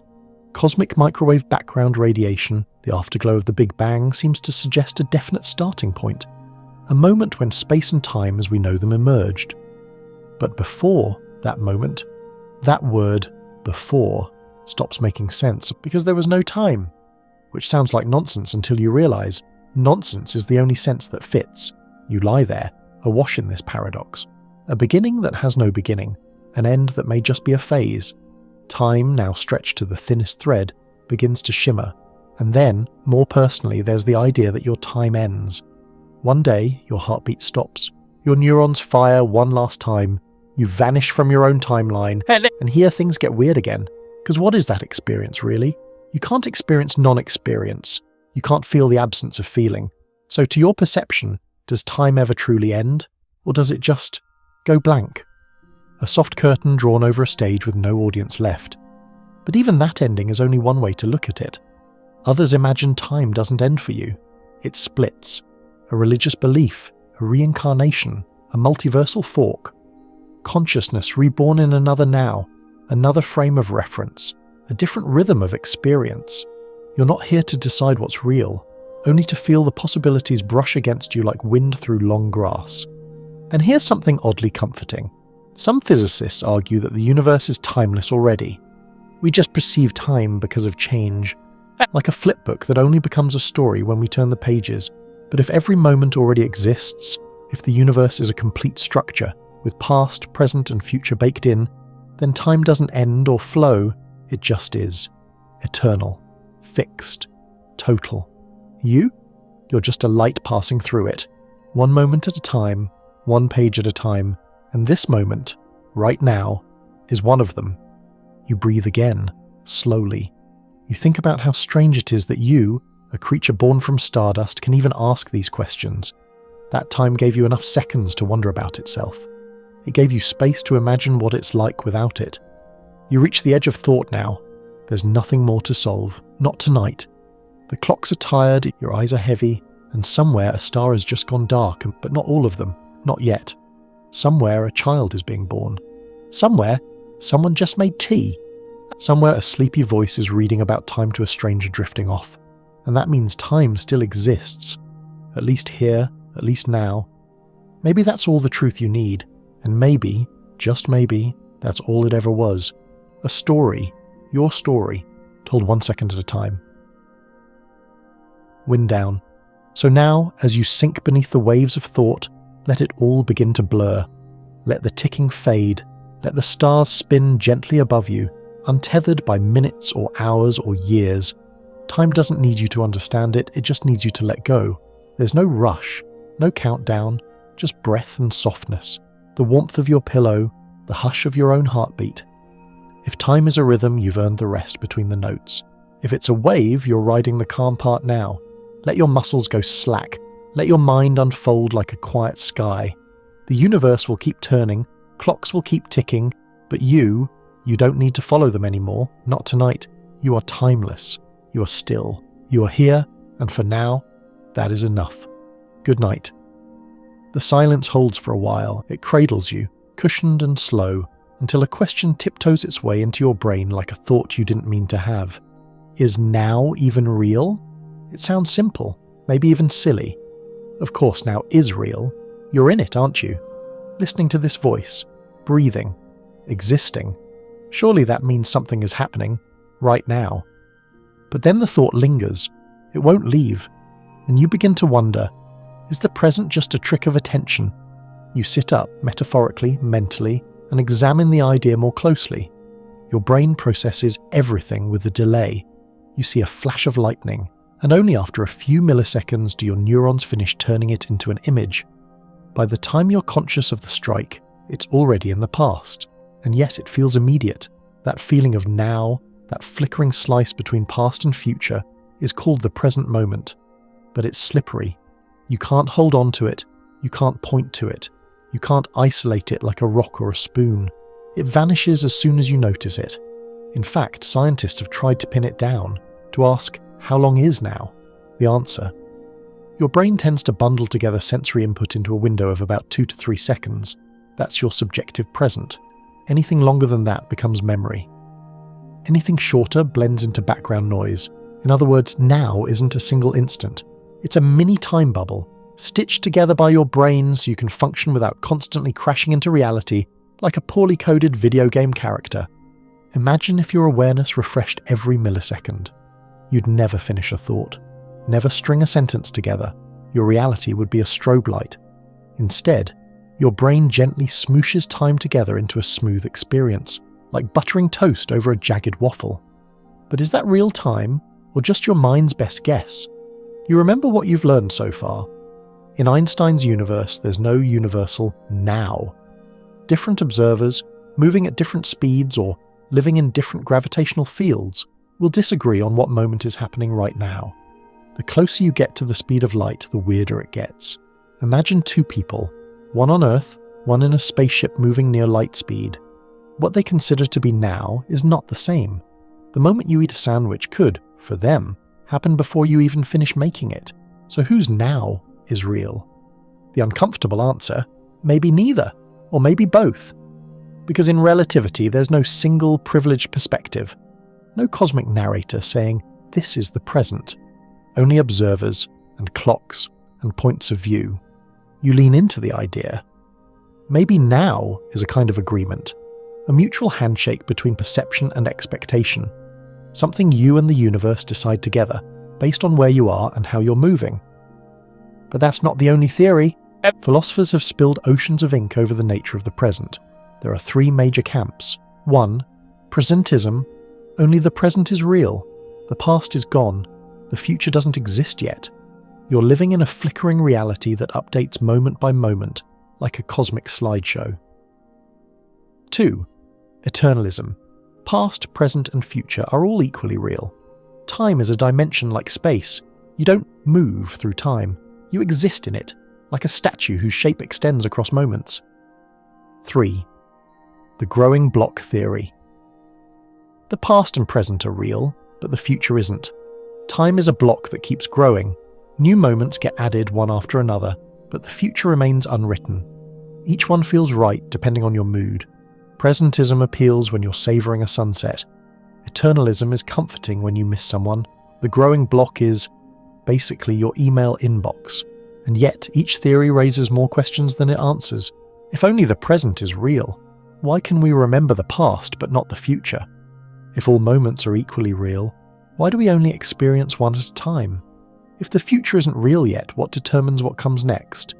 Even within physics, opinions vary. Quantum mechanics seems to favour probabilistic futures, where multiple outcomes exist in a haze of uncertainty until they collapse into the present general relativity. Meanwhile, describes time as part of the static structure of the universe. No special now, just slices of space-time stacked like an infinite layer cake. You try to picture it. Your birth, your last birthday, your last burrito, all coexisting somewhere in this vast frozen cake. Maybe the future is already baked in, waiting for your consciousness to catch up. Or maybe it's more like a choose-your-own-adventure, unfolding only as you read. It's no wonder people meditate. In fact, meditation often aims to bring you into the present moment, to anchor your attention in the now.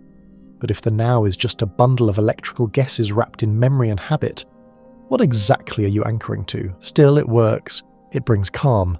And maybe that's the point. It doesn't matter whether now is ontologically real or neurologically manufactured. It feels real. It grounds you. And for a brief moment, it quiets the noise. You smile. You think of people you've shared time with, moments you've called perfect, a night under the stars, a deep laugh, a song you never wanted to end. Those were now moments, and whatever else they were, they mattered. Maybe now isn't about physics or philosophy. Maybe it's about value. The moments you remember most, the ones you keep in your pocket like smooth stones, are the ones that felt like everything stopped, like time bowed down to let you pass. So maybe now is less about what exists and more about what you give your attention to. The mind is always moving. The world is always shifting. But now, this sliver of presence, this breath, this soft exhale, this is the only place anything ever really happens. You sink a little deeper into the pillow. The room hasn't changed, but something in you has. You're not chasing the next minute, you're not dragging the past behind you. You're here, now, for as long as that lasts. You're standing on a platform. The air crackles faintly. There's a scent of ozone, a distant whirring, and a vague but undeniable sense that something impossible is about to happen. A sleek metallic pod hisses behind you. Doors open, lights blinking, a soft female voice repeating, temporal transit now boarding. You hesitate, because this is it, isn't it? Time travel, the fantasy, the obsession, the narrative kink of every sci-fi author and late-night philosopher. You've seen it 1,000 ways: flux capacitors, spinning TARDISes, swirling wormholes, DeLoreans squealing through spacetime. But the real question humming under all that fiction is, can we actually do it? Not just in theory, for real. You glance back at the pod and consider what it would mean to step inside, to abandon the comfort of now and go somewhere else on the timeline. Let's talk physics. You already know time travel to the future is not only possible but already happens. Einstein's time dilation is proof. Move fast enough or sit in strong gravity long enough and time stretches. We've done it with particles, with astronauts, with clocks. So the future? That's easy. You're already headed there, just slowly. But the past? That's where things get chaotic. You step toward the pod, and time itself seems to lean in. First, there's the wormhole theory, a hypothetical tunnel through space-time, first described in the Einstein-Rosen bridge solution. In theory, if you took one mouth of the wormhole and moved it really fast, or parked it near a black hole, then brought it back, you could create a time difference between the two ends. Walk through, and boom, you've travelled into the past or future depending on which end you entered. Elegant, terrifying, impractical. We have no idea how to create or stabilise a wormhole. The exotic matter required would need negative energy density, which we've only observed in tiny quantum effects like the Casimir effect, and never at scale. Still, you imagine it. Stepping through one end of a wormhole and finding yourself in 1864, or 2099, or 3 minutes ago, just in time to catch your coffee before it spilled. Your fingers twitch. It's almost too tempting. But even if we could build a time machine, there's the problem of paradoxes. You know the classics. You go back in time and accidentally prevent your own birth. You kill your grandfather before your parent is conceived. You invent a famous song because you heard it in the future. So who actually wrote it?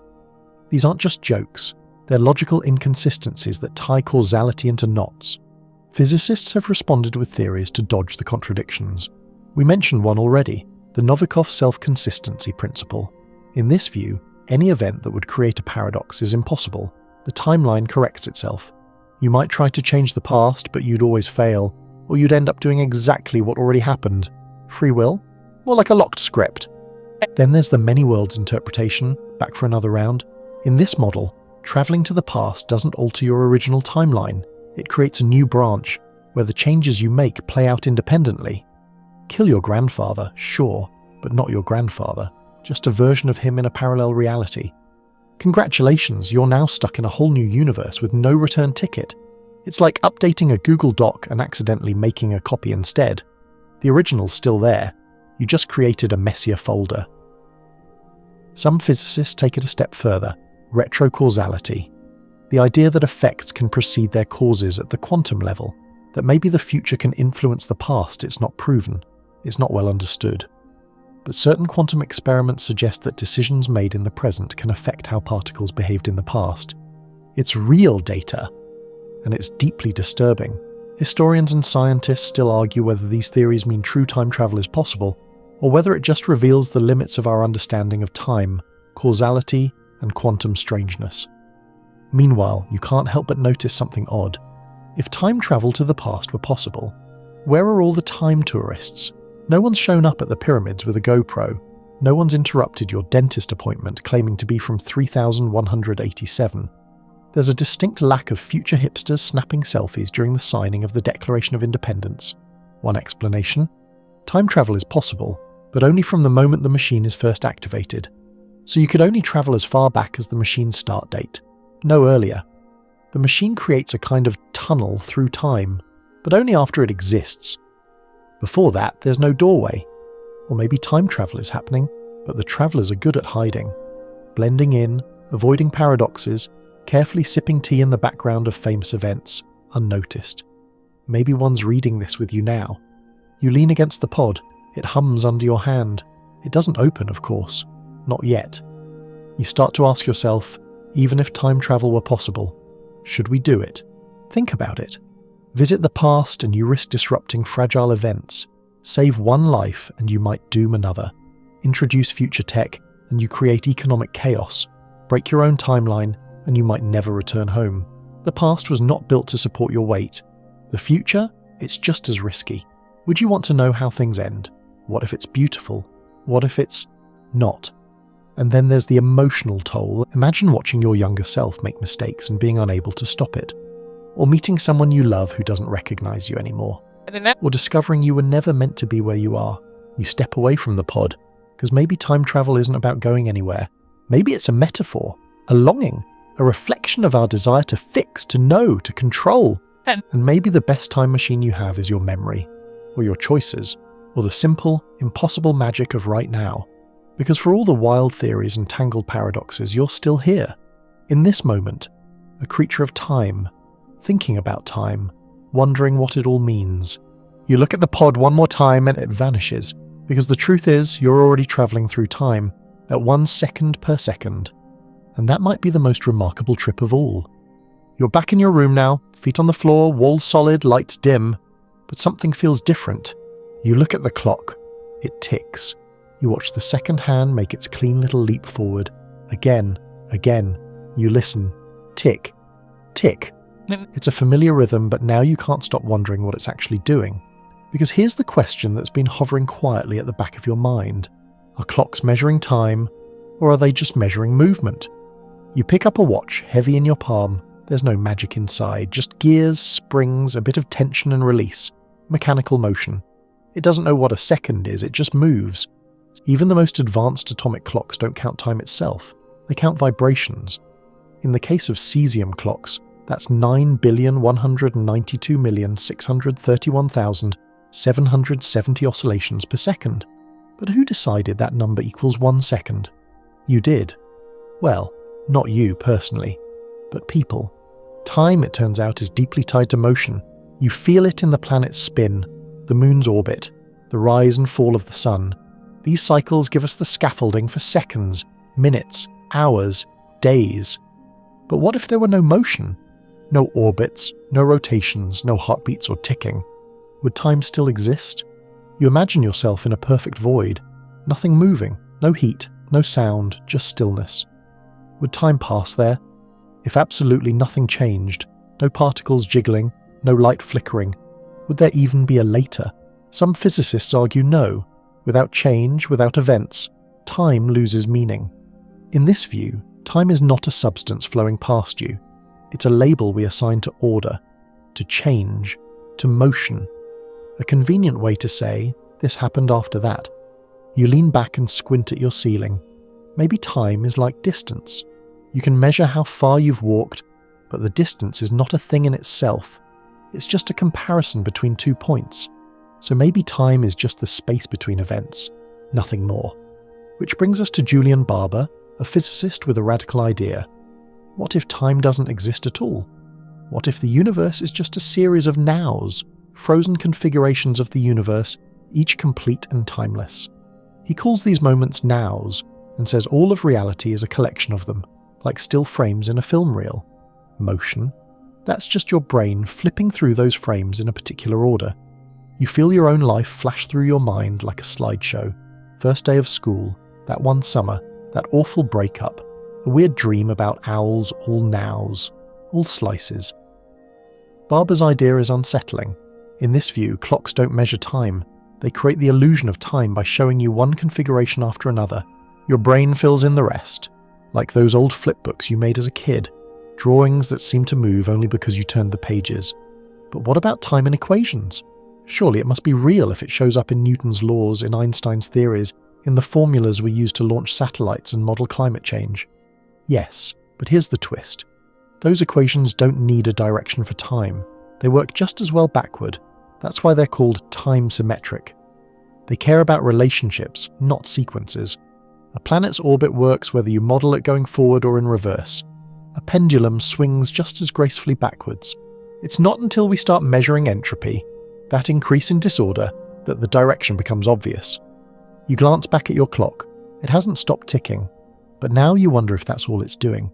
Counting change, and not even very precisely. Even atomic clocks have flaws. Their accuracy depends on gravitational position, movement, temperature. They're relational, not absolute. And don't forget, time zones are man-made, so is daylight saving time. We added leap seconds to adjust for Earth's wobble. We round up, round down, fudge the numbers. Even the second itself? Arbitrary. Once upon a time, it was defined as 1/86,400 of a day. Then we switched to vibrations in an atom. In the future, we might base it on quantum transitions or pulsars or something even more bizarre, which means time is not something we discovered. It's something we built, a tool, a scaffold, a way to coordinate trains and meetings and marriages and sleep cycles. But just because it's useful doesn't make it fundamental. You step to your window and look out. The sky is deep blue, turning velvet. You can't see time out there. You only see motion, shifting clouds, a bird landing on a wire, the faint blink of a plane. Everything you observe, everything you ever observe is change. You never actually see time, but you see motion. And yet, you live your life by time. You age by it. You grieve through it. You set timers for your tea. You carry it in your bones, in your routines, in your regrets. But what if that's just you? Your biology, your culture, your need for structure, painting the world with imaginary lines, like longitude and latitude, like the hands on your clock. Here's a thought. If you stopped counting change, would time vanish? If your heart stopped, if your thoughts stilled, if the stars paused in their arcs across the sky, would time stop too? Or would it just no longer matter? Maybe clocks don't measure time at all. Maybe they measure trust. Your trust that the world is still turning, that the sun will rise, that the future exists. You glance at your clock again, it's still ticking. But now you hear it differently. Not as a countdown, not as a truth, just as movement. A reminder that something, somewhere, is still happening. You're floating again. Not drifting aimlessly, but hovering just above a version of yourself, quietly watching your own life stretch out below like a long, winding road. It twists through childhood laughter, awkward teenage years, midnight snack runs, bad decisions, good hugs, all the way to now. You look closer, you notice something strange. All those moments, they're not fading behind you like a trail in the sand. They're still there. Every second, every breath, every bite of cereal. Frozen in place, real, permanent. You haven't left them behind, you've just moved on. Like walking past streetlights that continue to glow even after you've passed. You're hovering in what some physicists call the block universe, and in the block universe everything is happening at once. This idea, born from Einstein's theory of relativity and built up by decades of scientific and philosophical pondering, suggests that past, present and future are not flowing, they're fixed. All of time, every moment that ever was or will be, exists simultaneously in a vast four-dimensional structure called spacetime. You're not riding the river, you are the river. Your entire life is one unchanging shape, with all your moments stacked next to each other like slices of cosmic lasagna. Tasty, existential lasagna. You shift your perspective now, as if someone tilted the entire structure slightly. You see others, lives branching out beside yours. Some cross paths, some drift parallel. All of them frozen in their own timelines, stretching from birth to death like glowing ribbons pinned to the walls of the universe. And you ask, if it's all there, past, future, and now, why do I only feel one moment? Great question. Your consciousness, for whatever reason, is only aware of a thin slice of the block, a single layer of now moving through the whole. You experience time as something flowing, because that's how your brain interprets change, like reading one page of a book at a time, even though the whole story is already printed. You aren't making time pass, you're moving your attention through it. Einstein himself said, "The distinction between past, present, and future is only a stubbornly persistent illusion." It's not that time isn't real, it's that the way you experience it is more like a narrative than a physical truth. Historians and physicists still argue whether the block universe is literal or metaphorical, whether all moments are equally real or just mathematically convenient. But the theory is consistent with relativity, and that's enough to keep the debate alive. Here's a curious implication. If every moment exists forever, then nothing is truly lost. Your happiest days, still happening, your biggest regrets, still there waiting for you to learn from them, people you miss, still alive somewhere in space-time doing exactly what they did. You feel a strange comfort wash over you. It's not nostalgia, it's something quieter, something reassuring. Because in this view, you don't leave moments, you just stop being aware of them. They don't disappear, you just move on. Now, let's get weirder. If all moments are equally real, what does that mean for free will? Some philosophers argue that if the future already exists, you're just playing out a role, a passenger on rails. You can feel like you're making choices, but every choice is already part of the block, etched in reality like stone. Others push back. Maybe the block isn't fully formed yet. Maybe the structure grows as choices are made, like the growing block theory we touched on earlier, that would preserve some wiggle room. And then there are quantum theories that propose the block isn't a single universe at all, but an infinite branching structure, every possible outcome of every moment existing in its own parallel block, stacked like an impossible filing cabinet full of U's. Multiverse. Meet spacetime. You blink, the floating stops. You're back in your room, but things feel a bit heavier now, not in a bad way, just fuller. Like the air is thicker with meaning. You remember brushing your teeth this morning. That moment still exists. You remember the awkward joke you made 3 days ago, still happening somewhere. You remember being 6 years old, eating a popsicle, watching ants. That kid? Still out there, wiggling toes in sandals, still you. The block universe doesn't care about beginnings or ends.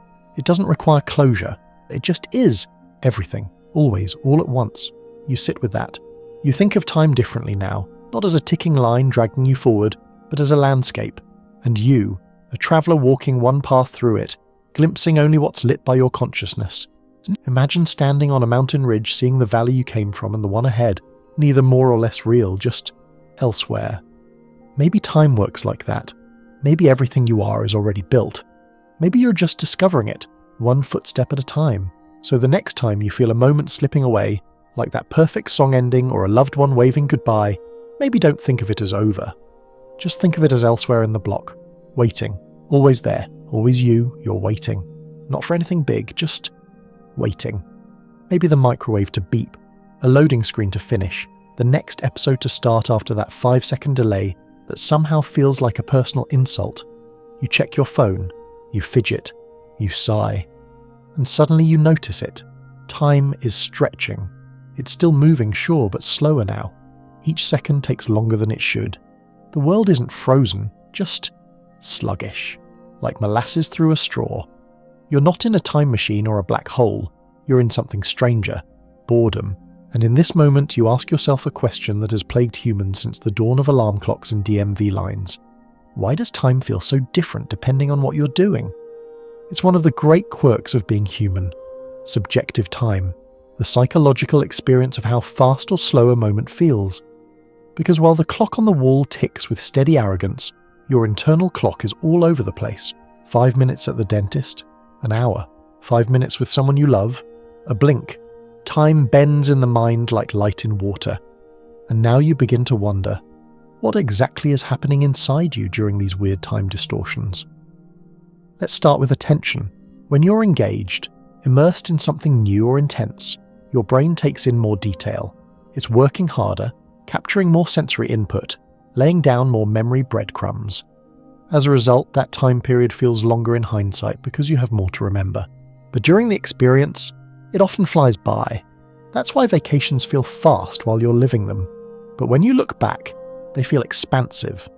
Meanwhile, in boring or routine situations, your brain goes into energy-saving mode.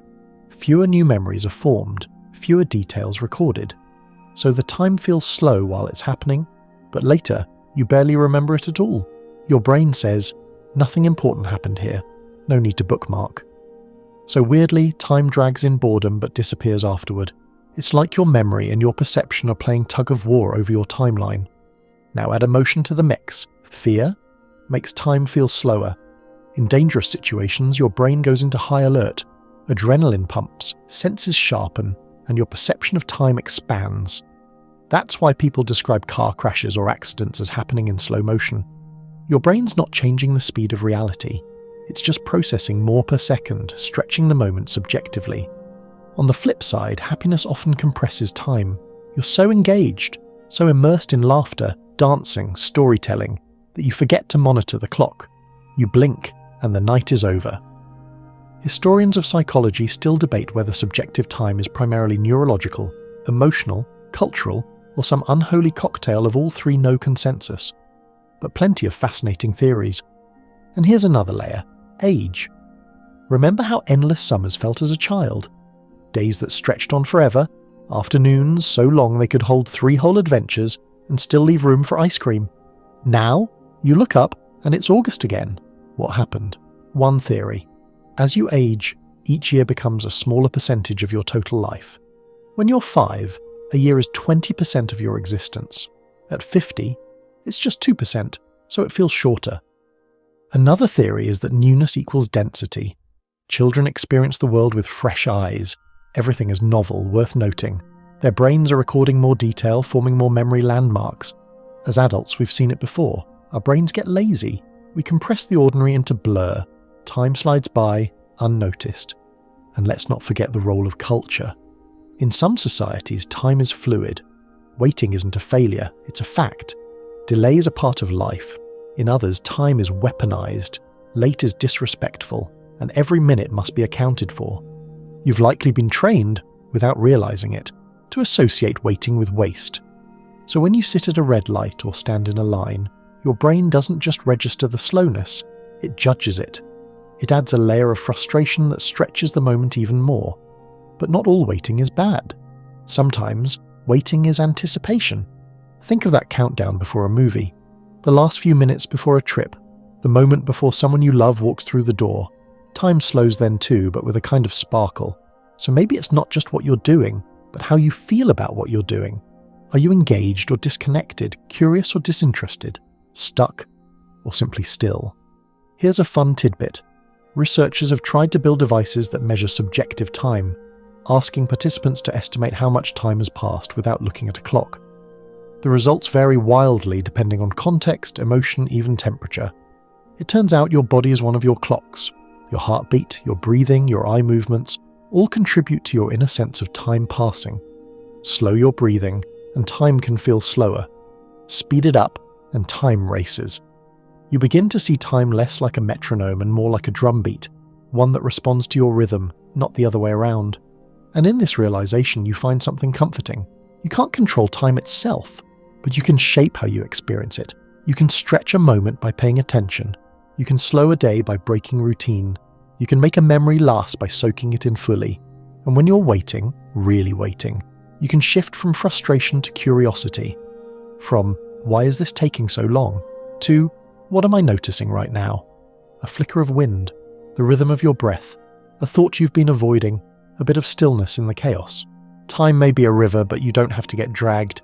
You can wade in, you can float, you can rest.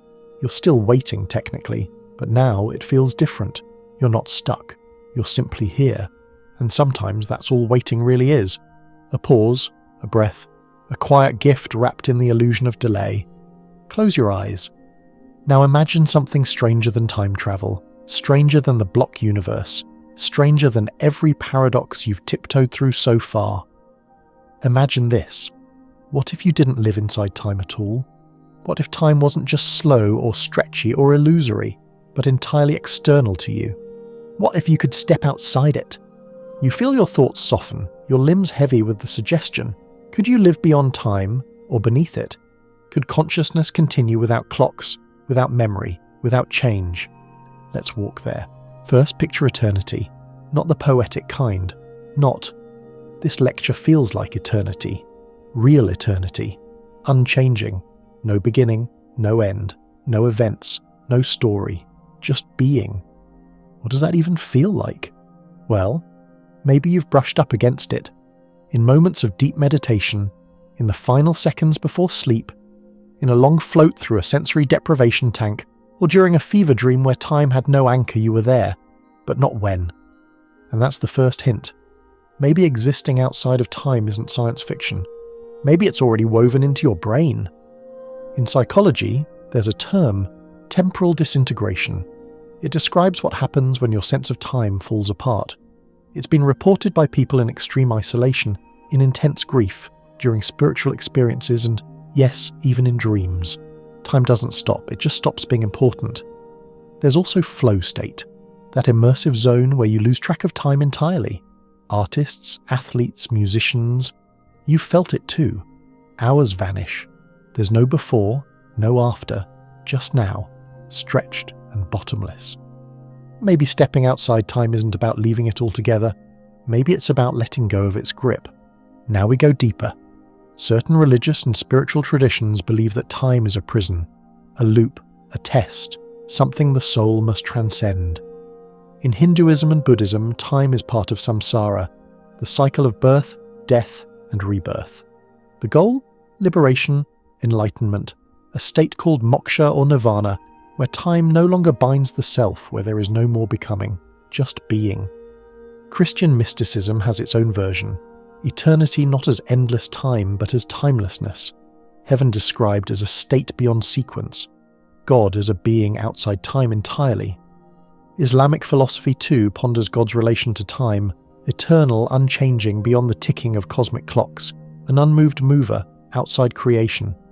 Even Plato flirted with this. He described time as a moving image of eternity, a flawed reflection of the timeless realm of perfect forms. So many traditions from so many cultures circling the same question. Can consciousness exist outside of time? Science naturally is more cautious. Modern neuroscience suggests that consciousness depends on time, on memory, on anticipation. You're what you remember, and what you expect strip those away, and the self may dissolve. No sequence, no story. No story, no you. But then again, what about coma patients? Near-death experiences?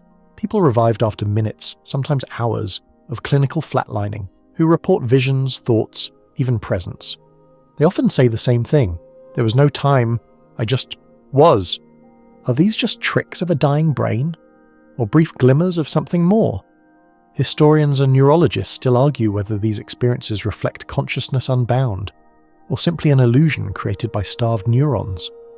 But in your quiet room, those arguments feel distant, because you have felt timelessness too, in silence, in grief, in awe. The moment when you looked out over a canyon and forgot your name.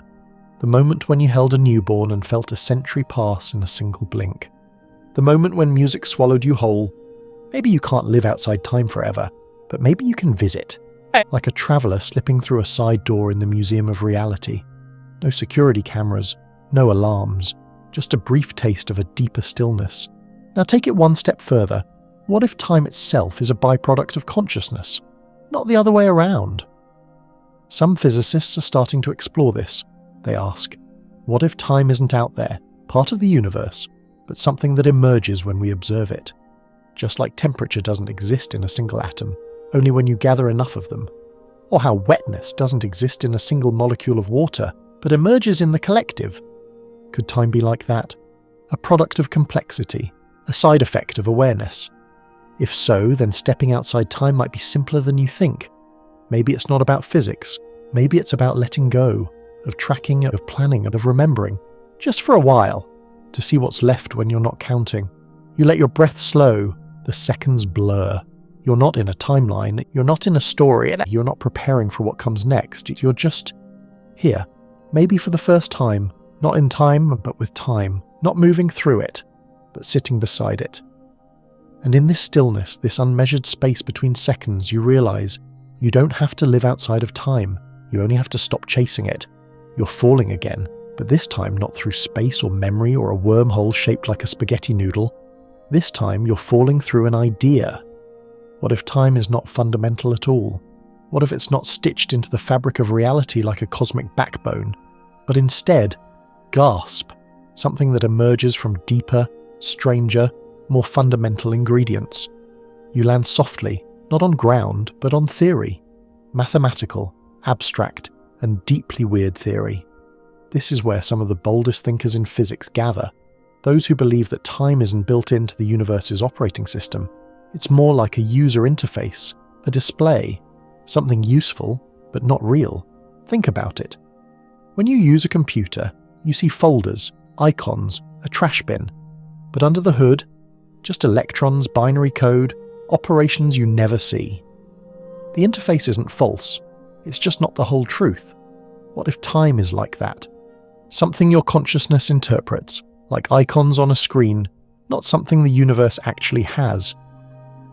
Let's start with a big one. Carlo Rovelli, a theoretical physicist who studies quantum gravity.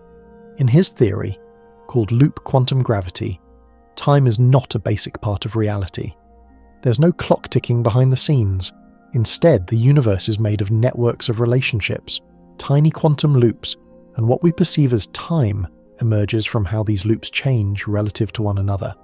It's not time that tells particles what to do, it's change that gives rise to time. In fact, some of Rovelli's equations don't even include time at all. Not as a variable, not as a side note, just not there. The universe, at its core, doesn't care about time. You feel your grip on chronology starting to wobble. You hold on. But it's not just loop theory. There's more. In thermodynamic theories, time is an emergent property of entropy. The universe starts in a low entropy state, as we discussed way back when your tea was still warm. And as entropy increases, what we call time arises from that change. In this view, time is just how we track the journey from order to disorder. Remove the entropy difference, no arrow, no time. Another theory? Causal set theory. This one suggests that space-time is not smooth and continuous, but made of discrete chunks, like a pixelated video game world. Each chunk is related to others only by causal relationships. No background space, no ticking clock. Just a vast web of this caused that. Time isn't a flow, it's a structure of cause and effect, like a cosmic family tree of happenings. Still with me? Now let's take it a step further. Some theories suggest the entire universe is a quantum system outside time. Time, in this framework, appears only when we isolate a subsystem and treat it as if it's evolving. It's a bit like saying, the orchestra as a whole doesn't have a tempo, you only hear rhythm when you focus on the drums. So maybe time emerges when you look at a tiny part of the universe from a specific angle. Change the angle? No time. Historians of science are still chewing on this.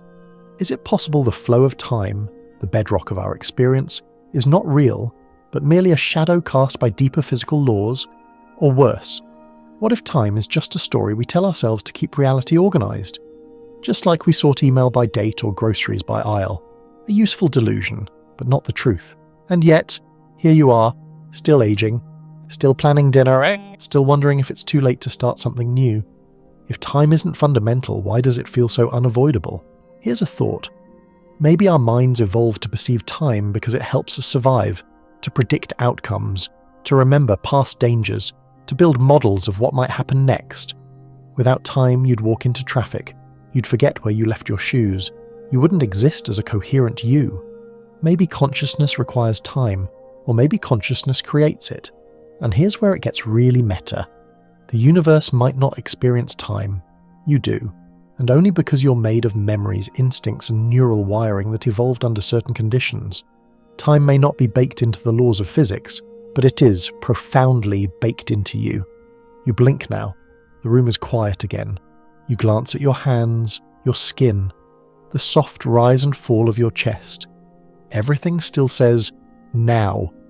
But your mind feels stretched, back through all the theories and metaphors and half-true analogies that got you here. You remember clocks, stars' entropy, black holes.